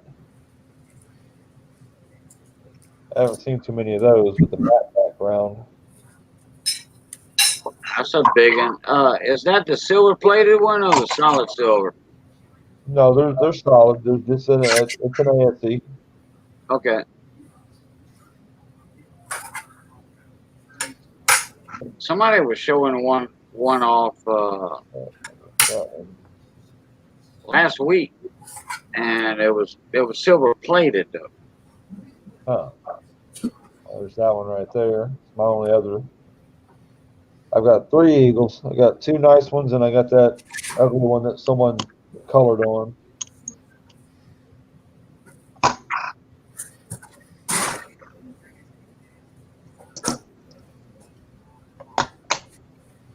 It's taking a minute to rebuild this stack after the incident. But this is one something neat I picked up about a month ago, and it's from a local event that happened around here. There's something they have called Impact Hero Weekend, and it's got the proof looking background on it. The all saying, all gave some gave all has always been one of my, something that you've always been able to stand behind, even though I was not military myself. When I hear them say it, I know they did it with their blood. So knowing that this one right here has got George and Barbara on it. You see a lot of coins with just George on them, but you don't ever see it with George and Barbara. So Right. pretty neat. Well, that is a proof coin, obverse and reverse. Yeah. And it's a nice round. Unfortunately, it's not a coin, but Round. I mean, yeah, it's it doesn't have a monetary value on it. mm-hmm. It's monetary whatever silver's worth. Right. Yeah, bro, that's right. Yeah, you're right about that there. Well, a lot of people don't know that though. Yeah, a lot of people don't know it. If it's silver like that, Mm-hmm. and if it's round, it doesn't matter a date, but if you have a denomination on it, $1 or $2 or $5 or whatever, then it's actually a coin. It's spendable. Right. Oh, we just lost another one. Baseman went down again. I guess it ain't gonna. So On the side of the round, it's got the 999 and all that on it. I like when they do that on the side of them, but it's not gonna focus enough to show it. I got jury duty. I got to call that automated system they have here in California. So I got to call for my jury duty. Here's one I picked up. It's there are 1 ounce silver rounds that were given out by Darling Ingredients Corporation, and they did it for different things like permits or hot works and stuff like that. So it's pretty neat. That was the only way that's where you got them to start with. Now they're kind of out and about. All right, Baseman, take care. Thanks for coming in and hanging out.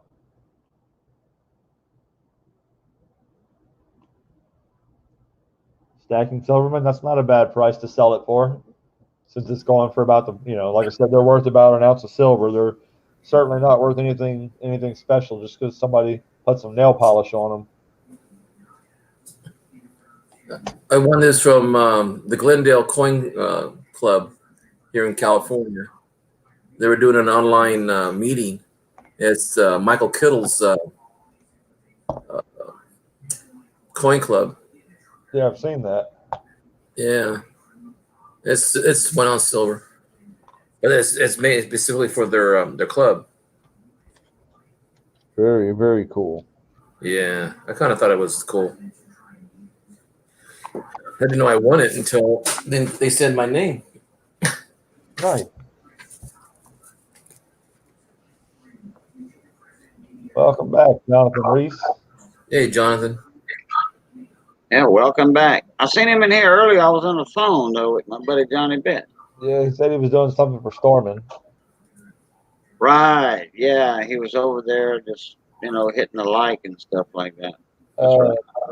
Wow, King Sniper. As far as what sells on Saturday, I mean, it just depends on what people bring to the table. I mean, all we do is coins, currency, and precious metals.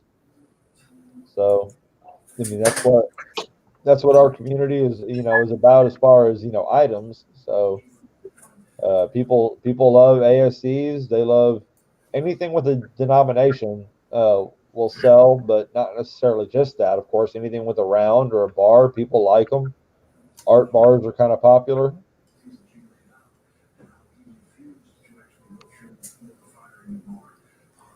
I can't tell what kind of writing is this. You guys think it's Chinese? It's definitely Asian. Yeah, as far as I can go. And those symbols, the way they made, Uh-huh. when you look up the different coins on the foreign coins on the site, you have to see if one of those lines is like that, and then maybe a little curve to the top, a little diagonal line to the top. That means something different. I mean, there's one little bitty thing. It has to be exactly perfect for you to match them up. Yeah, Jonathan Reese, I saw your wrench. We discussed it.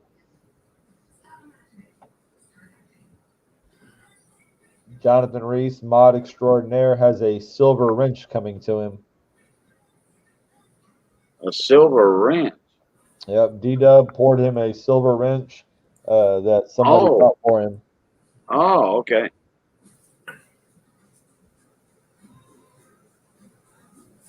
You know, I haven't seen too much lately. My wife's giving me a homemade, hot out of the oven chocolate chip cookie. Oh wow, that's nice. Thanks for making. Oh wow. Oh, because she says she's a good wife. watch out! That's gonna give it a floss. Wow, good. I'm gonna take a while I eat this. There you go. Pull a Stormin, like when he's having his foodie stream and everyone's sitting there going, "Ah." We've seen Cajun do that a few times. Yeah, I've been known to show off some stuffed shrimp, stuffed potatoes with shrimp sauce and all that, and then take a bite. Yeah. Mm-hmm. Oh yeah. I mean, I made Walker Stalker, come up and see us. I made stuffed what we call twice baked potatoes. Oh yeah. Yeah, bake a big like a half-pound potato, a big one, and cut it in half and take the meat out of the potato. Put that in a bowl. Mix that with shrimp stew or crawfish etouffee. What's up, brother Jimmy? And then mix some cheese in there and put all that back in the potato. Oh yeah. And then put some more cheese on top. There's my favorite sound. And there's your favorite sound. Cajun's famous, infamous train.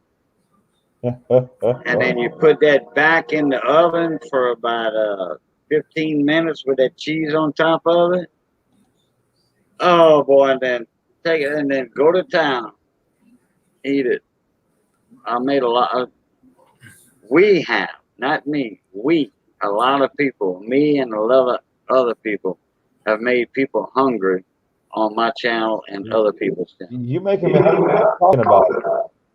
That's what I'm talking about. I'll tell you what, when I was a kid, sometimes we couldn't afford to turn on our heaters on because my parents, they were working stiffs.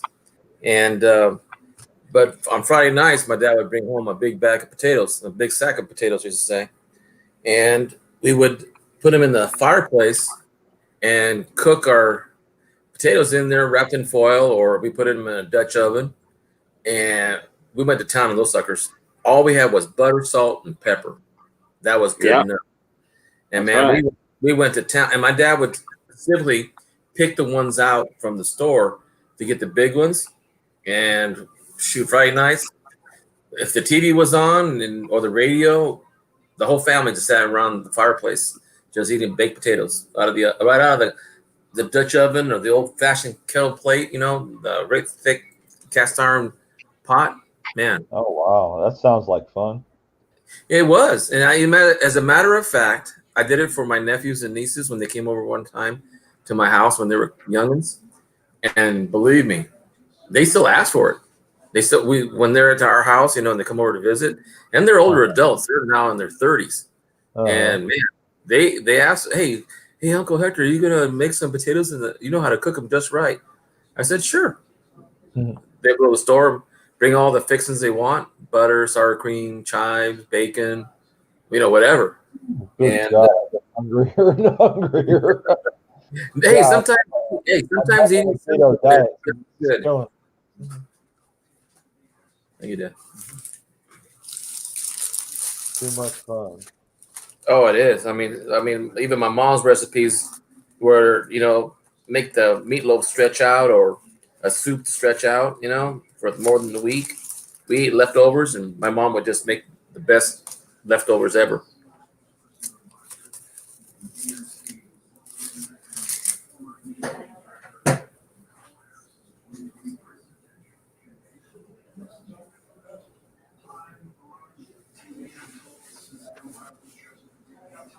You can do anything with a baked potato. Take the meat out, anything. I like mine, like I was telling Silver Trooper, steamed broccoli and cauliflower. And I'll make an idea I came up with. I mean, I've never heard of it before, but I take Pioneer white gravy mix. Your country gravy, like you pour over fried pork chops. You know, breakfast gravy. You can do it with the sausage gravy, white gravy, whatever. But the Pioneer is the best gravy mix you can buy. It's like 85 cents a pack. And what I do, I make a pack of that, and then I put Velveeta cheese. I put like a 3-inch block, 3 by 3 by 3 inch block of Velveeta cheese in that, and get all that blended up real good. Oh my God, it's so awesome. It's awesome. That sounds too healthy. Yeah. Well, I like healthy. I like unhealthy. We eat a lot of pork down here in Southwest Louisiana. That's why I got a belly. And Missy's my favorite cook. We don't go to restaurants. Nah. We don't need a restaurant. We got good homemade Cajun food down here.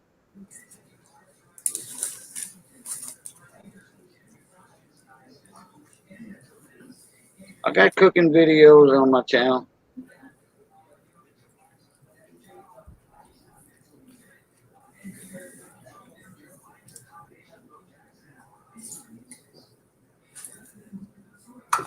Silver Trooper said, South, SE, Southeast.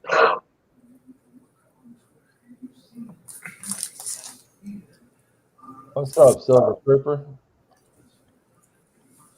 For anybody that's new in here tonight, thank y'all for coming in and hanging out with us. Hopefully you'll like the channel and come in and hang out with us more often. Every Saturday we come in and hang out for trade day. Sporadically throughout the week, I try to stop in at least once or twice a week and come up for an hour or two and see what's going on with everybody. We've been going for 2 hours tonight. It looks like we're still hanging out right now, so we're going to go for a little while longer. Hey, that gives you some watch hours. You got 16 watches. The thing about that is, though, they can't just watch; they have to be typing. If they don't type something in about every 8 minutes, you don't get any time out of it. True that. Saying is oil upside down. Do you seriously not know about trade day? I thought I'd seen you on my channel once or twice before. But yes, we definitely have trade day every Saturday from 3 p.m. to 10 p.m. Central usually. And it can be, you come up on screen, you show off what you got. You can buy, sell, trade, auction, do it however you like. And for the last 3 weeks in a row, we've always had somebody bring something in at under spot. So we've had a few good deals. We've had some things that are exceedingly well over spot, but we've had a few really, really good deals. Oh, yeah, 710, you got to come in and check us out. Somewhere along the way tonight, we picked up an extra subscriber to the channel, so thank you for that. We're at 573 earlier. We're at 574 now.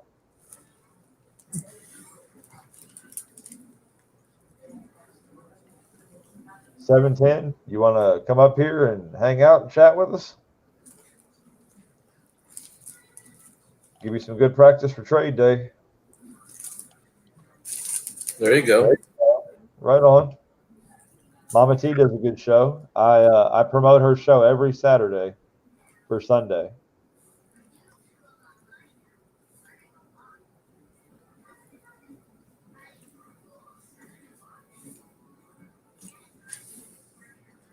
I was thinking about the same thing. I was trying to keep my 20-hour limit, but sometimes it's hard because I'll be on 4 times in just 5 hours. Sometimes I've exceeded in one night 7 hours. So yeah. I might have to start thinking about it.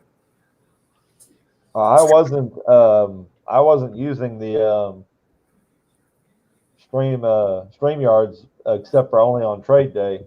But now that I'm paying for it, I figure, well, we might as well use it more often.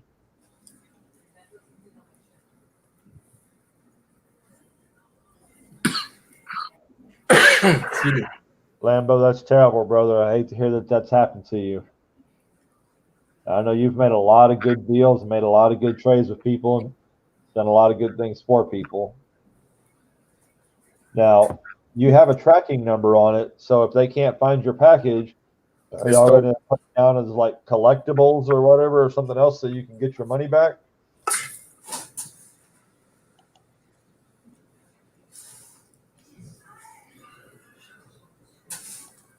Isn't there a time limit when the package lost? Isn't there a time limit to make a claim? I'm not sure. I mean, I'm sure there are rules to it. And the post office, it's really hard to get a claim on coins and precious metals anyway. They don't cover them, so you have to put it down as something else like collectibles. They basically say that coins and precious metals are too easy to steal. Yeah.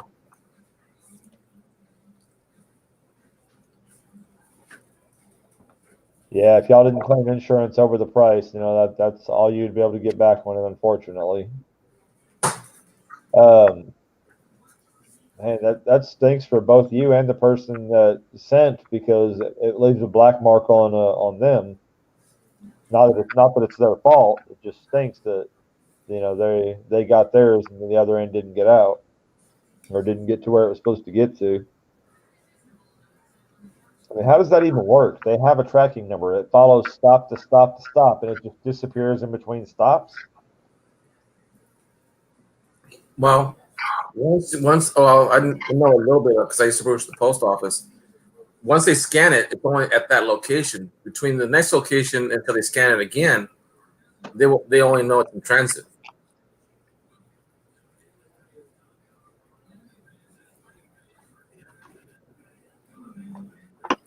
I mean, they have computers that can scan even going in a bag.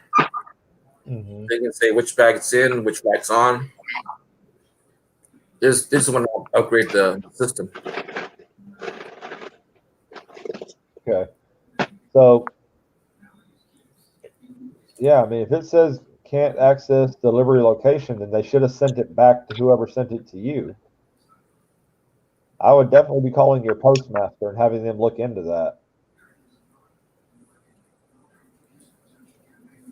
Or either calling them or going up there to the shop. They'll really work with you really well a lot of times if you go into the shop and explain to them what's going on. Say, hey, look, this is the last thing y'all told me. Can y'all figure anything else out from here?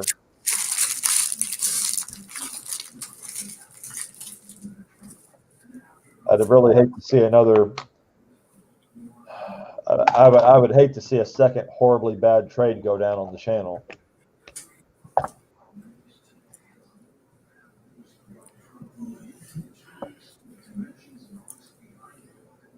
Especially when you and the other trader both did everything right.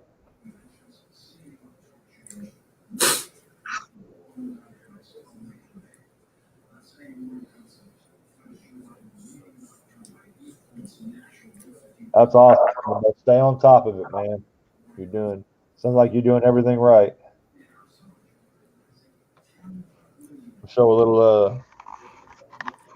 little early preview since I haven't made the mail call on this yet, but I got my win in from Mel's Coin Corner from the auction that I won over there, and so before this weekend I'll have made the mail call, and I've got some more quarters to put in the bag. We got dimes and quarters in there already, but always time to add some more to it. And I've got one S. I got a 1946 S. Wow. Somebody will really like that.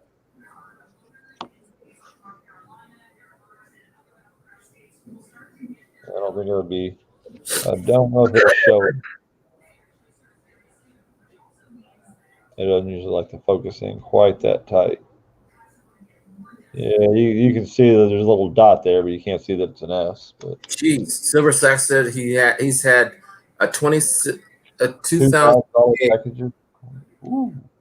Dang. Ouch. Sometimes I would think I would drive it to the location. Well, you got to realize some of these people do a whole lot of buying, trading. Heck yeah. Yeah, I'm still way at the bottom. Yeah, oh, me too. Believe me, as far as it goes, as far as actual silver coins, silver rounds go, like because of my one big loss, this is my entire stack of 1 ounce rounds and coins, and it's taken me 3 or 4 months to build that back up. But I mean, I've got some dimes and some quarters and nickels and stuff. But as far as what I consider my actual silver stack right now, that's it. So I'm at the very, very bottom. Well, let me put it this way: it looks like you have more than I do. Mm-hmm. That's. And you said you've been doing this for a long time, but you've got a lot more coins than just ounces, right? Right. Okay. I went to the promo route. I'm still collecting and filling my books up before I start going in. Like I'd already ventured in buying very few coins, like which is the one I had? Oh, like this one here. This is an 8 reales. Oops, I'm not. We might say we can't see it. This is 8. Well, I'll put it on the scope. Put it easier.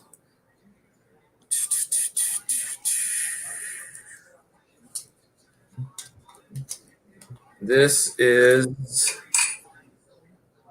1840. Oh, no. King Sniper, I don't have nearly what you had in that box. Not even close. 1845? Nice. Mm-hmm. And it's 8 reales. That's what the 8R stands for.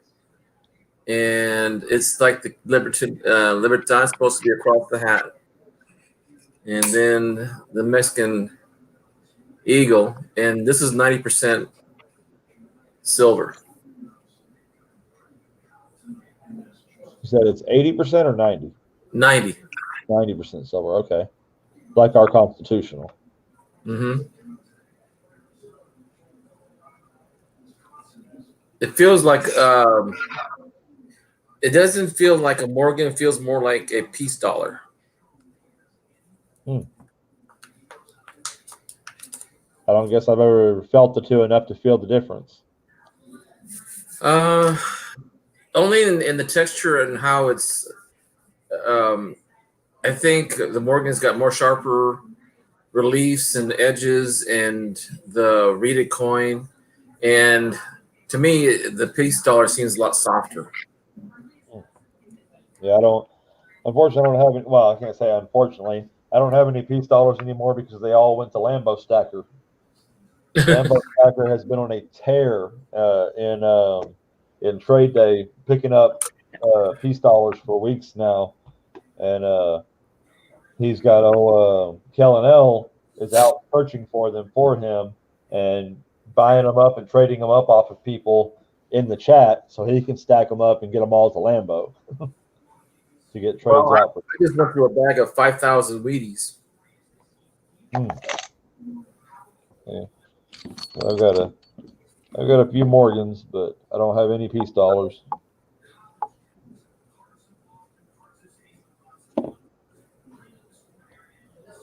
And I have one peace dollar one Morgan that will absolutely never leave my stack.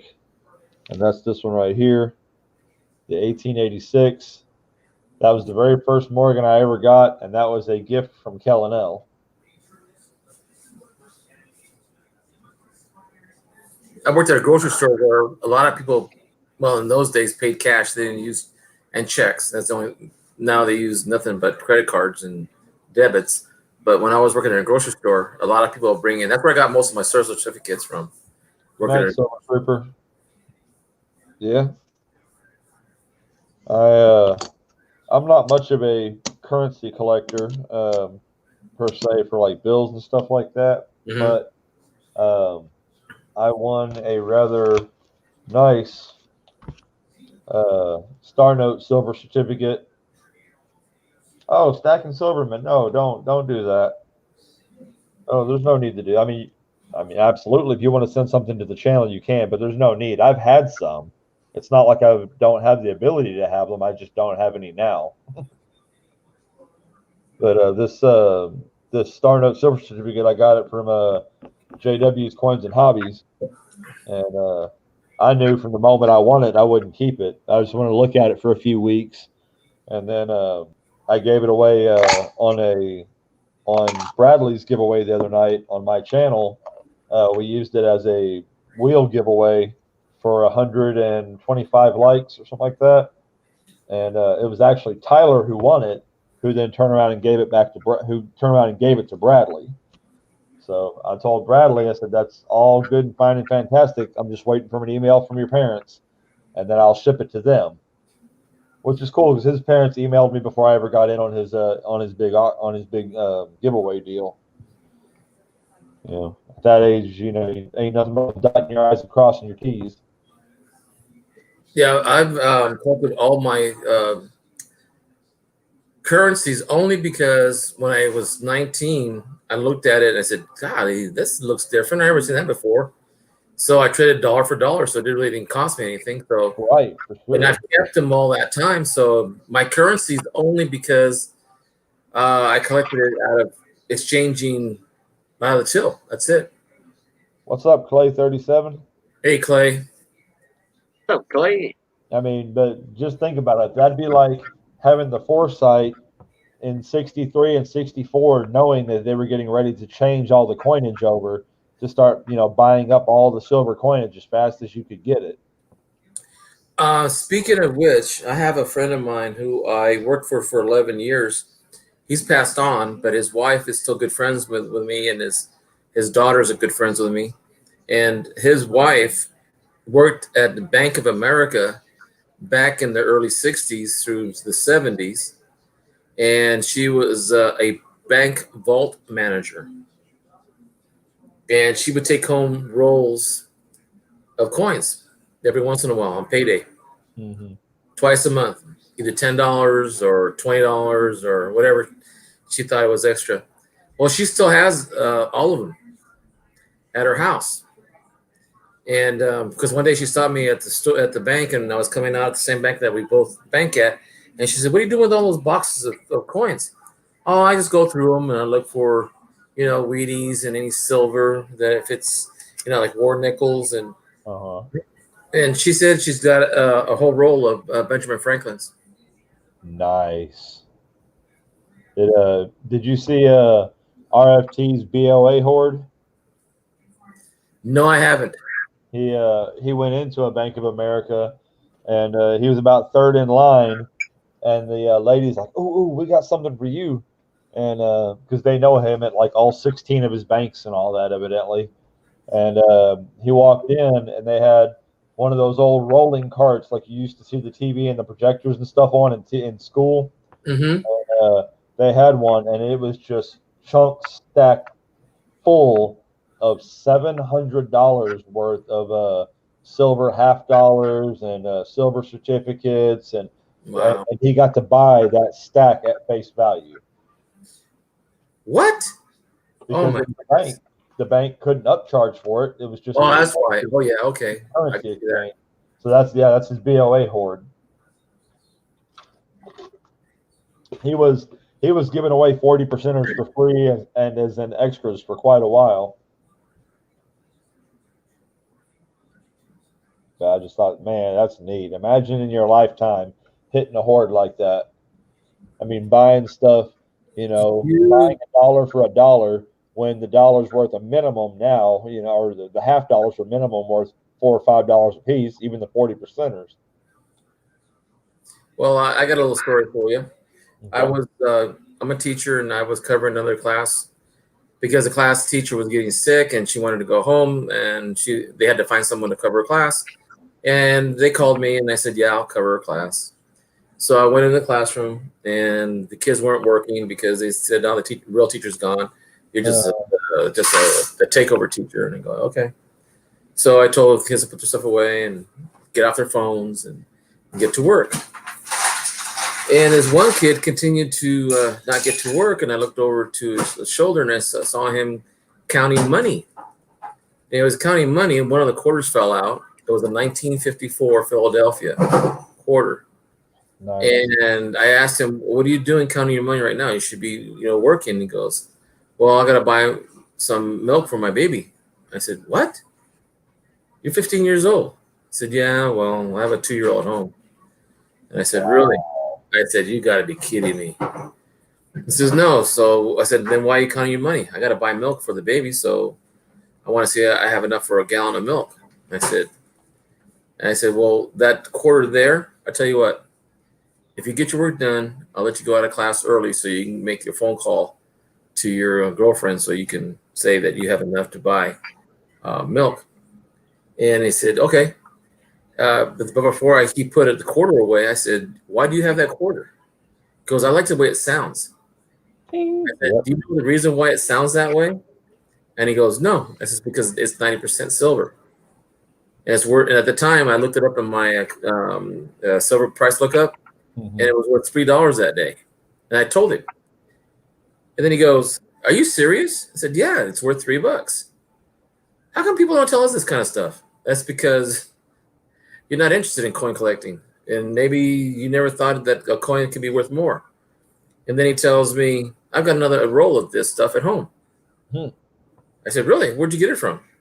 "Oh, my uncles, from their change, I just kept looking for that year, I said, "Well, it's from 1964 on down. I mean, 63 on down. And you can find anything before 64 is silver, dimes, nickels, quarters." And he goes, "Really?" The next morning, he comes back to school and goes to my classroom, and he shows me 3 rolls of Mercury dimes. Nice. And I said, In my pocket. Huh? Well, Right here. I told him he needs to look it up because I wanted him to read. And then he starts reading this about the Mercury coin and about other coins. Uh-huh.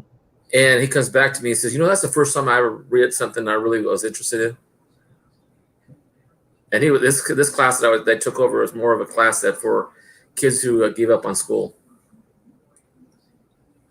That's awesome. They say if you can reach just one. Well, it was fun because then he told his friend, and he brought me a silver certificate to say, told me, asked me if that was worth anything. I said, yeah. Mm. So there, it's out there. It's just that people, if they're people not aware of what they got in their hands or even put away, they just know it's old. They just know it's different, but they don't know why it's valuable. Oh. That is the key, is to find something that piques curiosity. Correct. Absolutely. All right, other Jimmy, take care, man. Thanks for hanging out.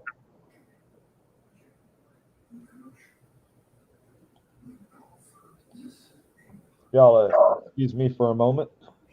I'll be right back. Sure. So we got coming up for any new auction your occasion? My next auction is gonna be on the 12th. I had to skip a Saturday because I'm out of StreamYard time. So it's going to be on the 12th. And Mike Bass is going to be there. Value Hunter, probably Wheatback Attack, Roadrunner on that auction. You know, I might have a few things I'm going to auction off myself on that. Usually I'm just the host of the auction, helping out some friends of mine. You know, whoever wants to auction stuff off, they can just jump in the auction, you know. Thanks, Coleman. But, Silver Trooper, I missed that one comment. Yeah, right when you're leaving out of Chauvin, you pass the old schoolhouse, and all. In fact, they built that new old thing across Bayou Boudreaux. Well, anyway, once you cross the Boudreaux Canal, there's a road to the left, and all them Rozos. If you're going too fast, you'll miss it. There's a road there. You take that left, and it brings you to Little Collier Bayou. And you take a left, and it brings you to the shipyard, where they made some of that Cajun Justice film or whatever, where the voodoo thing was. That was all fake. Anyway, you take a right. My buddy David Lemieux is on the right-hand side right there. He's the only one right there at that corner with a butterfly net in the water. And we go there and we run the butterfly net. We're going to be going at the end of September. Oh, so Trooper, if you're there, if you're there at the end of September, about 3 or 4 days before the full moon, hey, come on down and join us. We'll meet up.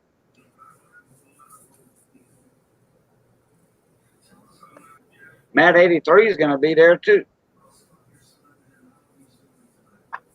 Matt 83 lives right there by you, Trooper.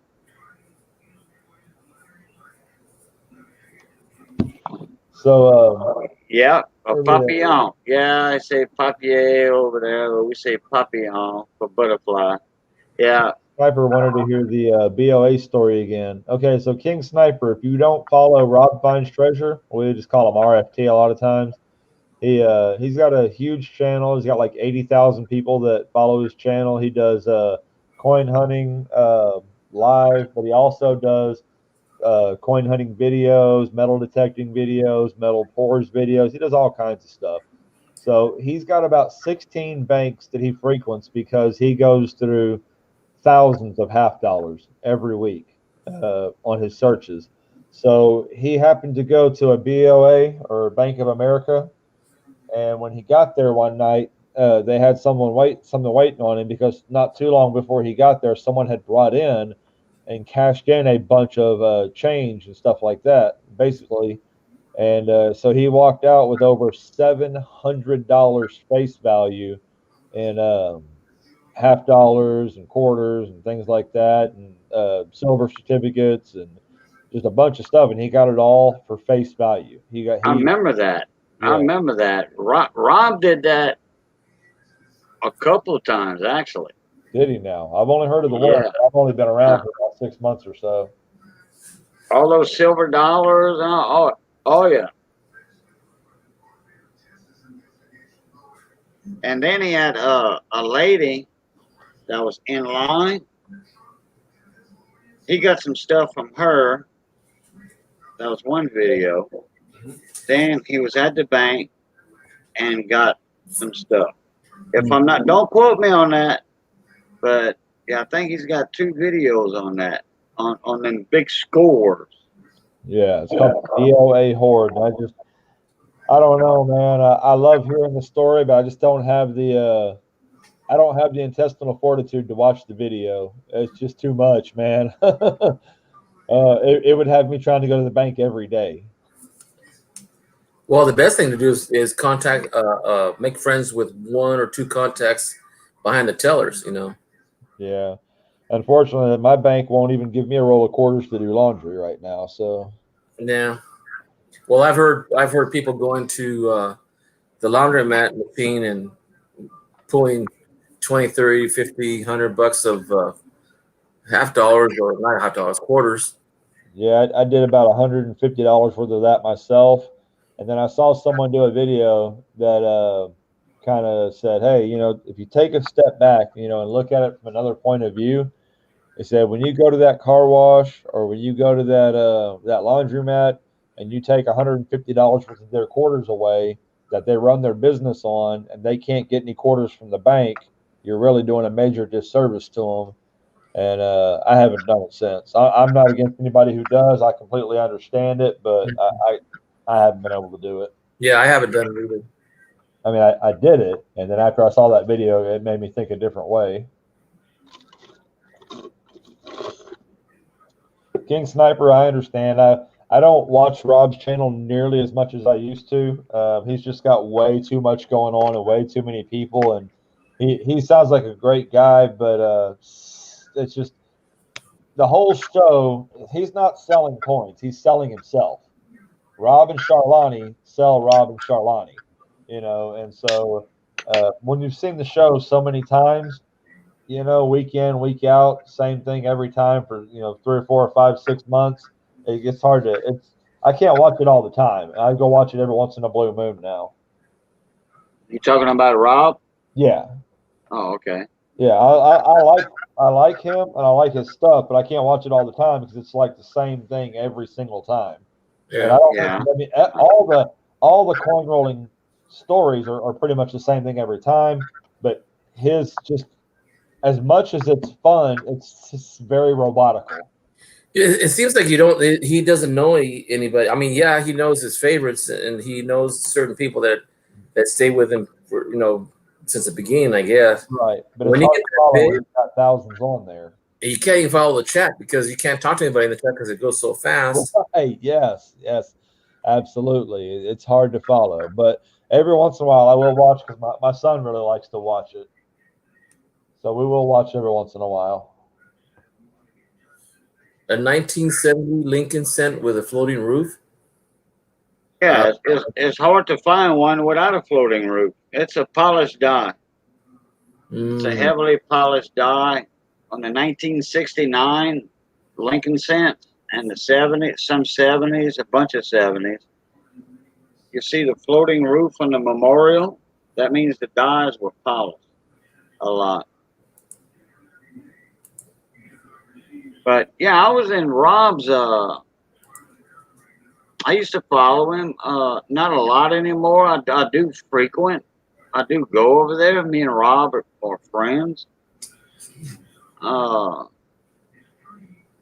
And one time I was in there and I won a mat. Coin roll hunting mat. And so I picked a penny mat. And that's at the time when I had my silver wheels going. Those right there, the Cajun wheels of silver. I had my silver wheels going. And I had Young Coin Hunter. He was my co-host for like 3 months. The whole time. he was my co-host. Him and Miss Paula Bloom, they would co-host with me. You know, they would keep the chat going. You know, because I was on StreamYard and I was getting the wheels set up, so they would tell me who was in the chat coming in and stuff. When I was entering all the names, because I would do like sometimes 3 a night, and I'd have to enter all these names in on the wheel, Mhm. and I was away from the chat. So, but anyhow, I won that penny mat, and I told Rob, I said, send that to Young Coin Hunter. He has been uh, my co-host for so long. I want him to have it. So Rob sent it to him. Very cool. And not long, hey Ronnie King, how you doing? So not long after that, about 3 weeks after he got that mat, I guess he started hunting pennies. He was busy. Like, oh, sorry, Cajun, I can't come up right now. We're sitting down for supper. Or sorry, Cajun, my family's over. We're watching a movie. You know, it was just almost every excuse in the book. Like, yeah, he got that penny mat and he was so proud of it. He was using it too much. Wore a hole in it. Yeah, he just about wore a hole in it, I guess. You know, but hey, Young Coin Hunter, I love him to death. You know, he's a good kid. There's the link for anybody that wants to come on up and hang out with us.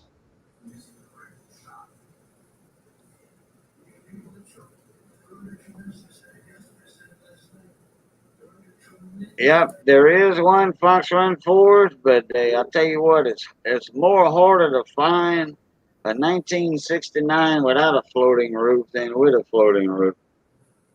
They polished those dies up so much, they have a bunch of die clashes. And when you get a bunch of die clashes, when there's no planchet in the die, get this out of my hand. When there's no planchet in the collar and the dies come together, they'll clash. And then you'll see the reverse design on the obverse of the linking cent, the penny. And then they got to polish the dies.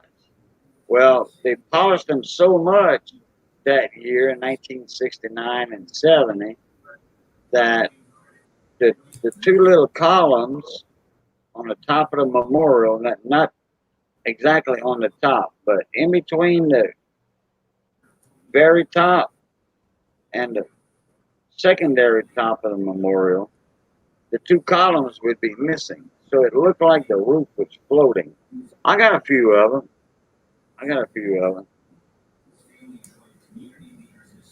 All right, Stacking Silver Man, going to eat.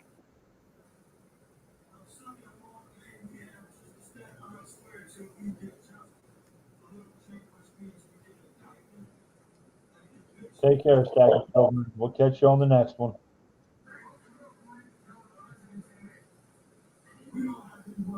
I haven't been on Rob's in about, I don't know, maybe a month and a half, 2 months.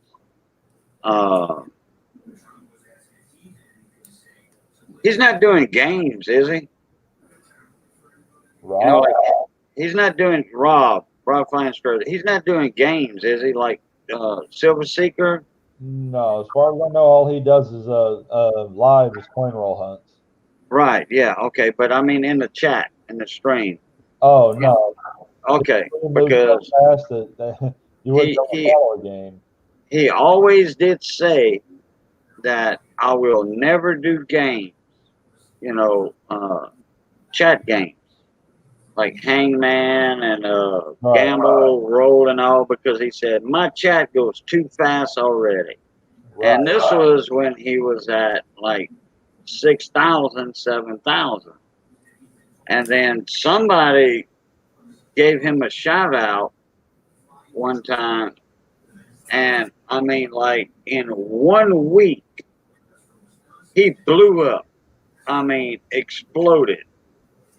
And that was the time that his wife was out of town for about 4 or 5 days to about a week, and his daughter was on there. And everybody was like, "Oh, will you marry me?" and all this and all that, you know, because she looked like her mom, but smaller, a little smaller. And I mean, the comments, some of them were outlandish. The moderators were very busy that week, very busy that week, deleting people and hiding people. Deleting messages, and then they come back, and you know, they weren't regulars. Put it that way. A lot of them got banned. A lot of trolls. But boy, he blew up. That's when he got a huge shout out from somebody with 500,000 subscribers, and they gave Rob a shout out. Go to him, watch him, and just so happened his daughter was the secretary in the background. Yeah, 710, you're right. Some of the floating roofs do not have a FG, and that's because of the polishing. You do have both varieties. You have the floating roof, and then you have with the FG, and then one without it.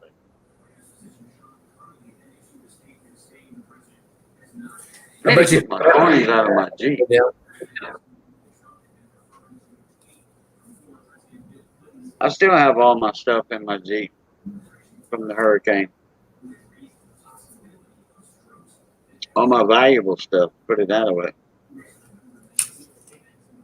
Oh, and y'all were talking about, I want to touch on this everyday opportunity. Y'all were talking about a shipping issue earlier. I think it was Lambo Stacker that mentioned it. All right, Silver Sacks, Bonnie Week. All right, I sent about $250 worth of stuff to Gleason News up in Tennessee. Well, that was. Good night, Silver Sacks. Let me see. A week and a half ago, I want to say. That was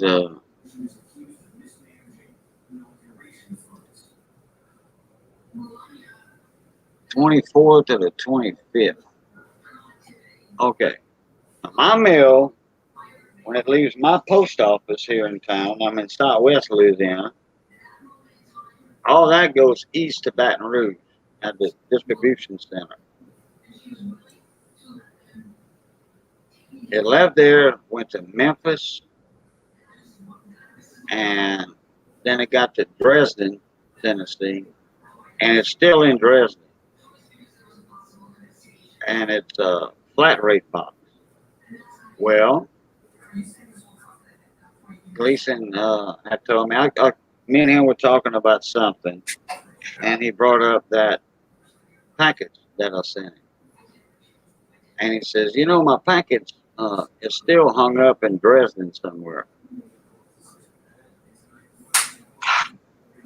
And he told me that that post office is known for losing his packages.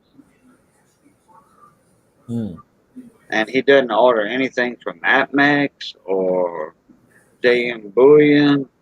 So he has no history through that post office of silver or valuables.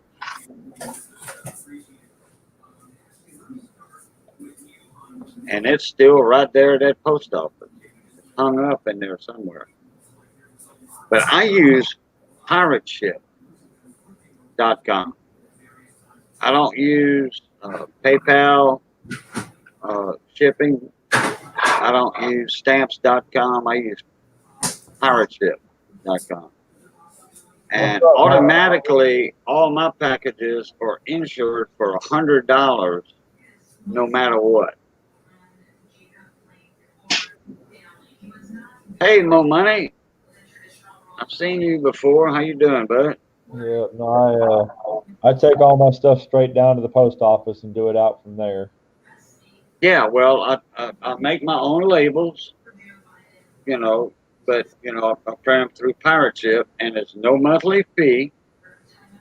They have my bank account uh, number, and they take it out automatically, or my credit card, I should say, my debit card, and they take it out automatically, and it's cheaper than going to the post office and doing it.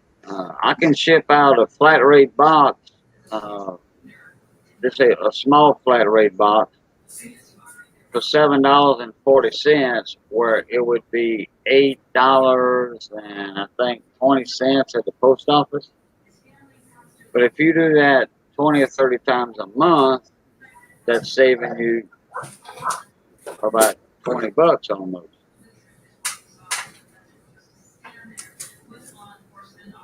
But I'm guaranteed that with Pirate Ship. I wish if I had known that, I should have said signature request. It would have cost me $2 or $1. It would have cost me an extra $1 signature, and I would have insured it for $300, and that way they pay for your bullion. If you ship coins or bullion, silver or gold bullion with USPS, if you just ship it priority with no signature, you are not guaranteed your insurance. Right. That's paragraph. I forget which paragraph it is in the policy on the shipping for silver and gold and coins. No, you'll get $50, but that's it through the post office. Right. That's why I use pirateship.com. My stuff's guaranteed. Doing all right, man. Worked both jobs, came home, and wasn't home about 30 minutes. Decided to jump online and see who was around, who wanted to hang out, who wanted to talk coins, and we've been doing this for almost 3 hours now. What? We got a raid coming in from Storm and CA? Welcome, y'all. Storm and CA raid. Hey, Elton Jones.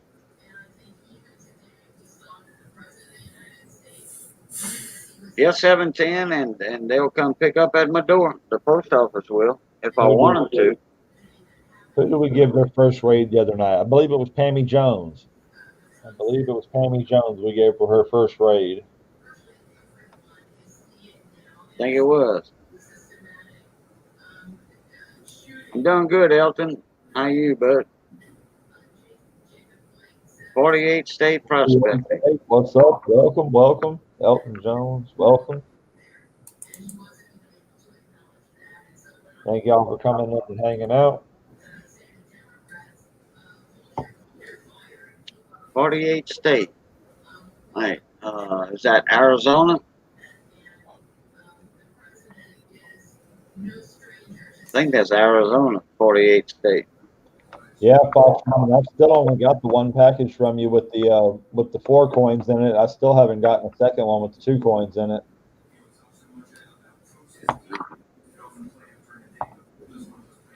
But yeah, I got the one with the 4. Yeah, the first time he sent me an envelope package, just a regular, no tracking or nothing. He sent me an envelope package. I sent him an envelope package. Well, mine got to so far where mine and his crisscrossed somewhere, and so they stapled the one he was sending to me to the one I was sending to him and sent them both back to him. You mean a white paper envelope? Regular business? Envelope, yeah, like a mail. Yeah. 85 cents or whatever. So they took that and they sent them both back to him, and then he sent it out a second time, and something about they said that they couldn't figure out something with the address, and they just said that my address was something somewhere in Greece, not here in the U.S., not in Texas, no, Greece or some shit like that. So they sent it back to him again, and then the third time he sent it out, I finally got it. Came Oh, through okay. without a hitch. Got a big old sticker in it. You know that red, that clear tape in that red roll you can get, that shipping tape, clear tape, Okay. 2 inches wide. Every white envelope I send out, I take the clear tape off the roll, about an inch shorter than the envelope itself. Welcome. Put 1 inch of it on one side, and I fold it over, Uh-huh. and I do that on all 4 sides. Yeah, you Storm and CA tape it. Hey, Storm and CA, how you doing, mon ami? Storm Hey, and CA, Oh, yeah. Hey, stopping in and hanging out, brother. I've got a couple of videos on how I ship and what I McCarty. put it in, and I don't know, Fox Run. I just got the one. it works awesome. They might send you the other one back and say it was headed to Greece.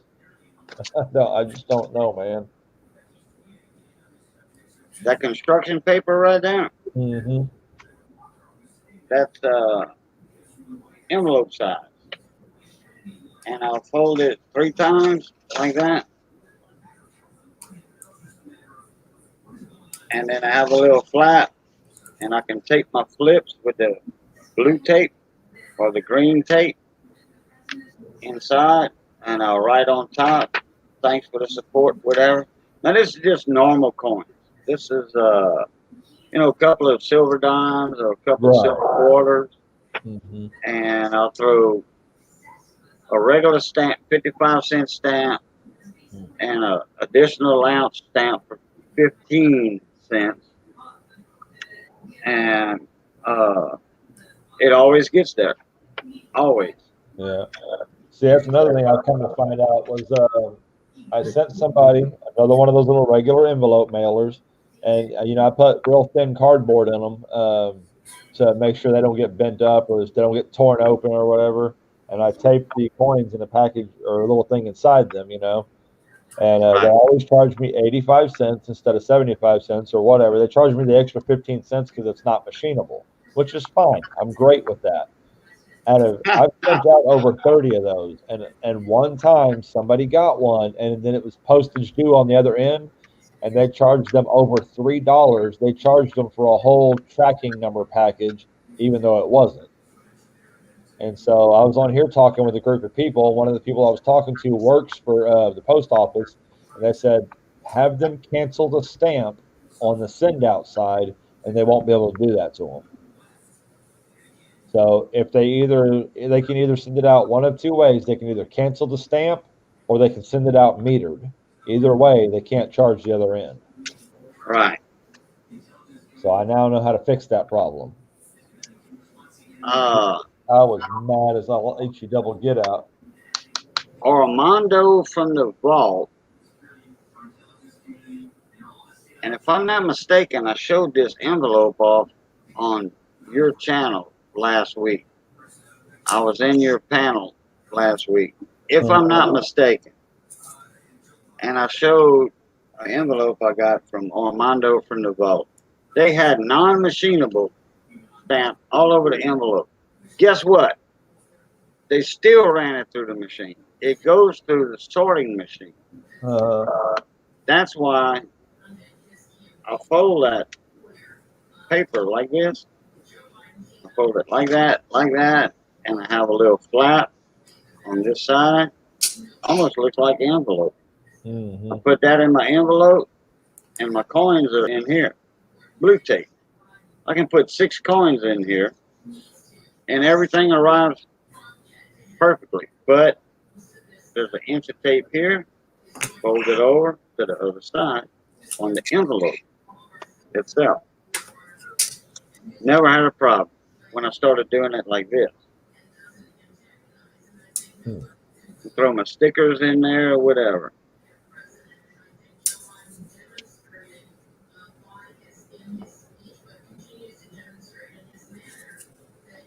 I've got a couple of videos on how to ship. Put this link back out there, see if anybody wants to come up and hang out with us. We're not going to be in here too much longer. And give it another, I don't know, 15 minutes maybe, and I'm going to go ahead and shut it down because it's well, by then it'll be after 11:30 and 5:30 comes awful early. Sure does.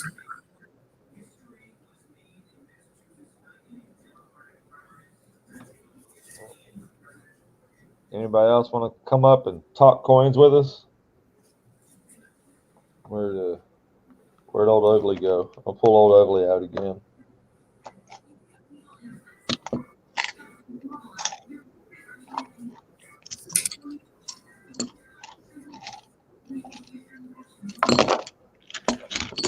There it is.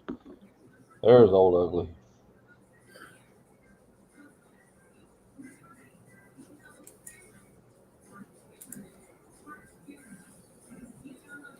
Cage left for a minute.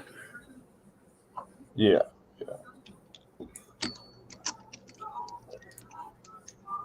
I put mine in a birthday card. I got a box full. Hey, that'll work. Yeah, I'm trying to get my kids and wife and family to. I'm gonna put a list of things that I would like to get for a birthday present because mine's right after Christmas, and it wouldn't be bad to put down. Hey, give me a quarter ounce of gold, 1/10 gold.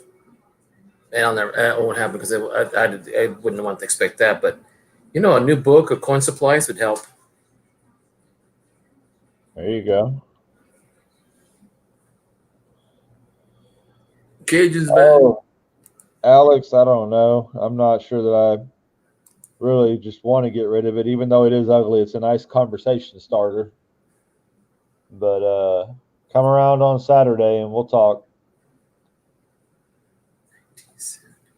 I see the LOL. I know you might just be kidding, but if you do, come see us on Saturday. We'll see what's up. Yeah, I'm definitely gonna come check it out. Like I said, it's a lot of fun. Especially if people show up in a good mood and want to have a good time. The first 2 hours are usually semi-intense. Everyone's trying to get their going and all that, and after that, it really kind of slows down.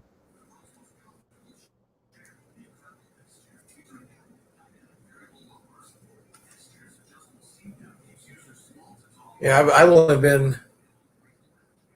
October will be my second year on YouTube.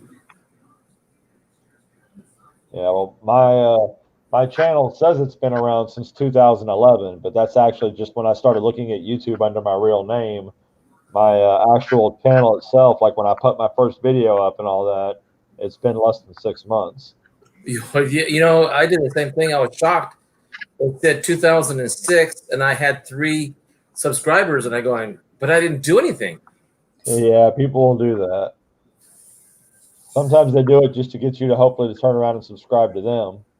Oh, probably.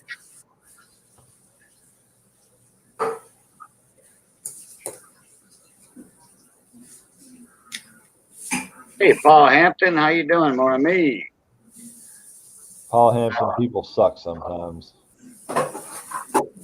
Yeah, I've been hearing that lately.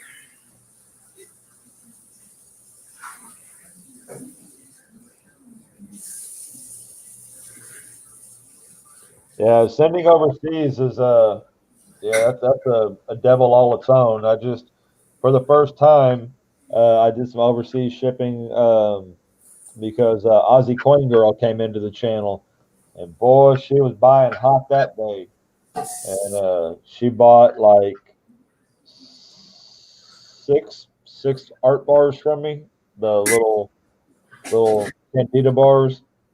Wow. And so she, I was like, I like to trade, but like I'm not going to try and trade, country to country. It just costs everybody too much money. And I said, I said I don't mind. I will sell them to you, which is something I don't normally do. I said I'll do it, but you got to pay shipping, And she was great with it. And, I was like, all right. I was like, at first I was like, well, I said we can do like 20 for shipping to start. I said, I know it's going to end up being more than that. And I said, I tell you what, I said, you can send me the price for the items and I will ship it. And then I'll let you know how much shipping costs and you can send me the shipping afterwards. And so she sent me the cost of the item, which was like $156. And then she sent me $20 right off the bat for shipping. And it ended up costing me like $27 and some change to ship that 6 ounces. To ship 6 ounces to Australia, it cost $27 and some change. Fine. Who is that to? Aussie Coin Girl. Ozzy Coin Girl. Oh, is that Ozzy's wife? I would assume not. I know Ozzy and all them over there in Australia, like Kiwis, Crispin Adventures, and all them from Richo's Hunting Treasures channel. No, I don't know. I just know she's got her own channel and she's got lots and lots of silver, and she buys in large denominations from the States because she knows the shipping's going to cost her.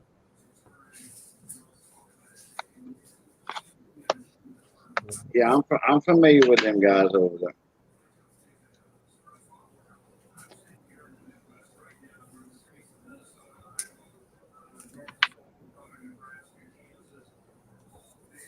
Well, guys, I'm gonna run. Appreciate you having me up every day. Hey, Cash, thanks for coming in and holding it together for me. Oh, no, I didn't do nothing. So, all right, everybody, as always, love, peace, and crackling grease, and I'll catch y'all blue top. Catch you on the flip side, Cash. You know it.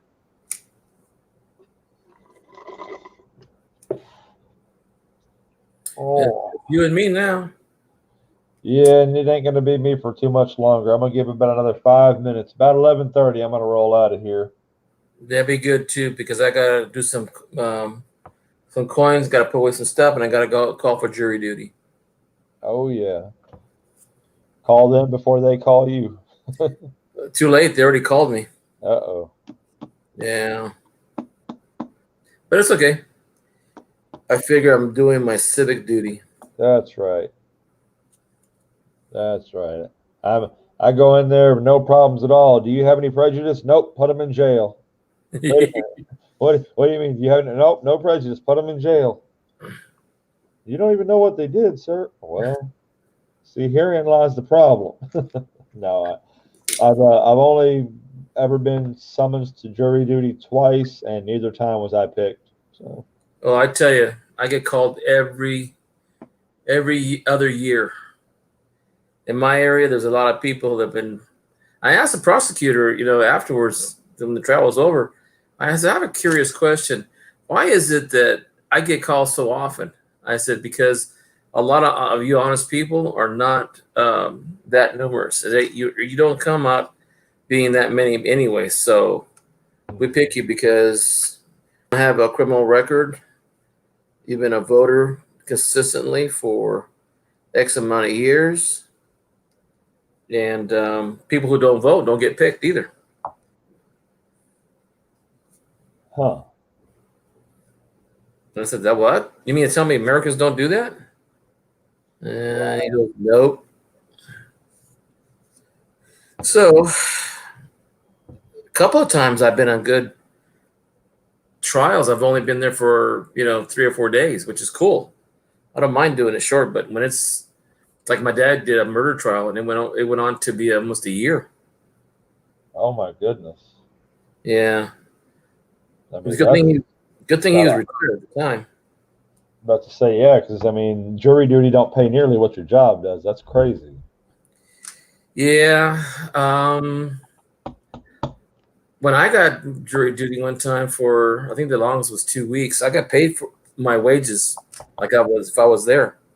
The only thing I had to give up was my mileage, and the $15 a day. Yeah. That's about it. But, Well, it's good when you work for a company that'll take care of you. well, they figure. I guess the company was figured it was their American duty to do so. A lot of people don't like voting. They don't like going to jury duty, and I guess California passed a law where if they're called, the companies have to pay. If you have a certain number of employees, that is. Yeah. If you have under 50, then no. Interesting news. Yeah. Well, anyway, I'm gonna take your cue on leaving and hope I get to talk to you again. And I hope I get a chance, if I don't get too busy on Saturday. Is this Saturday, right?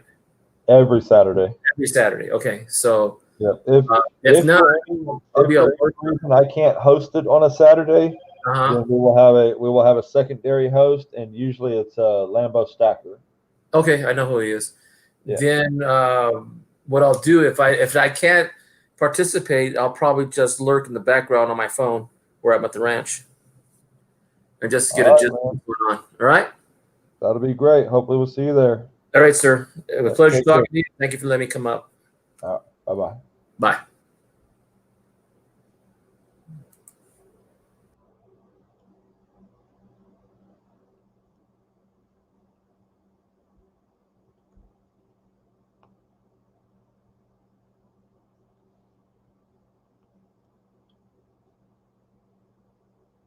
And then there was me, and things got awfully quiet.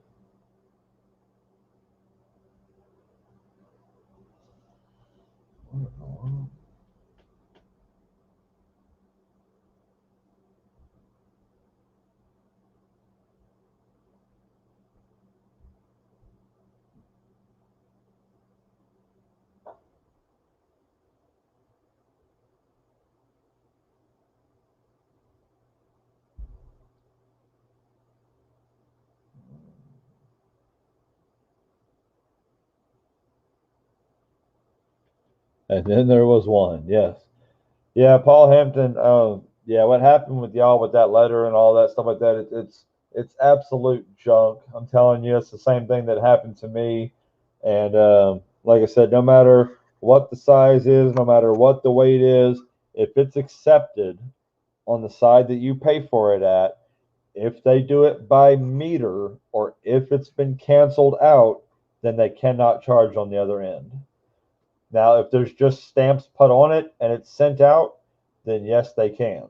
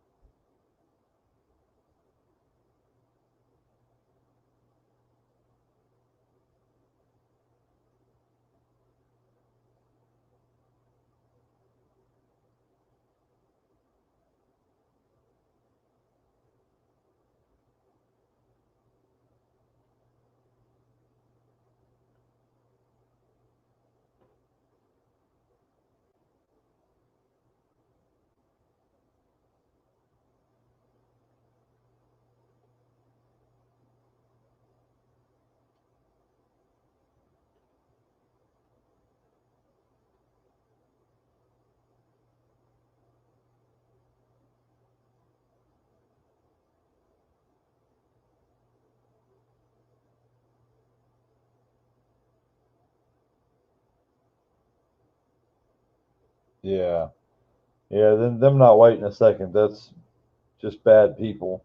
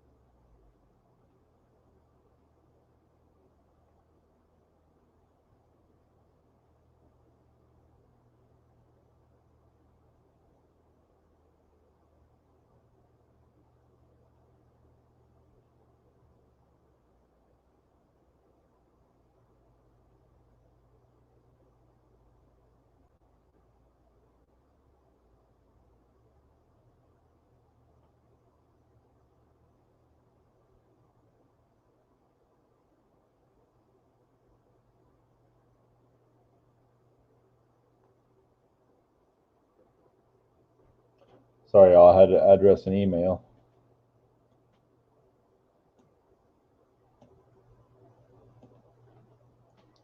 The coin is a 1999.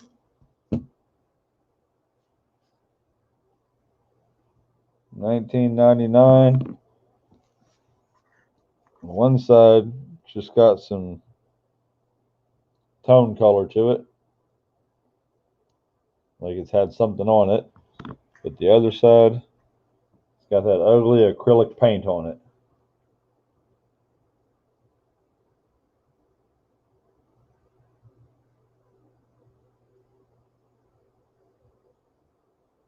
Mm-mm-mm.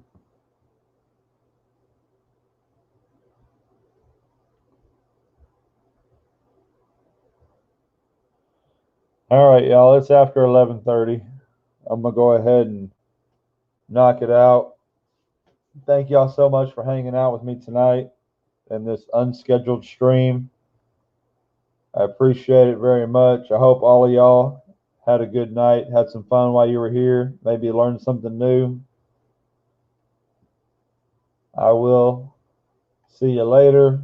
I will catch you on the flip side. Good night, all.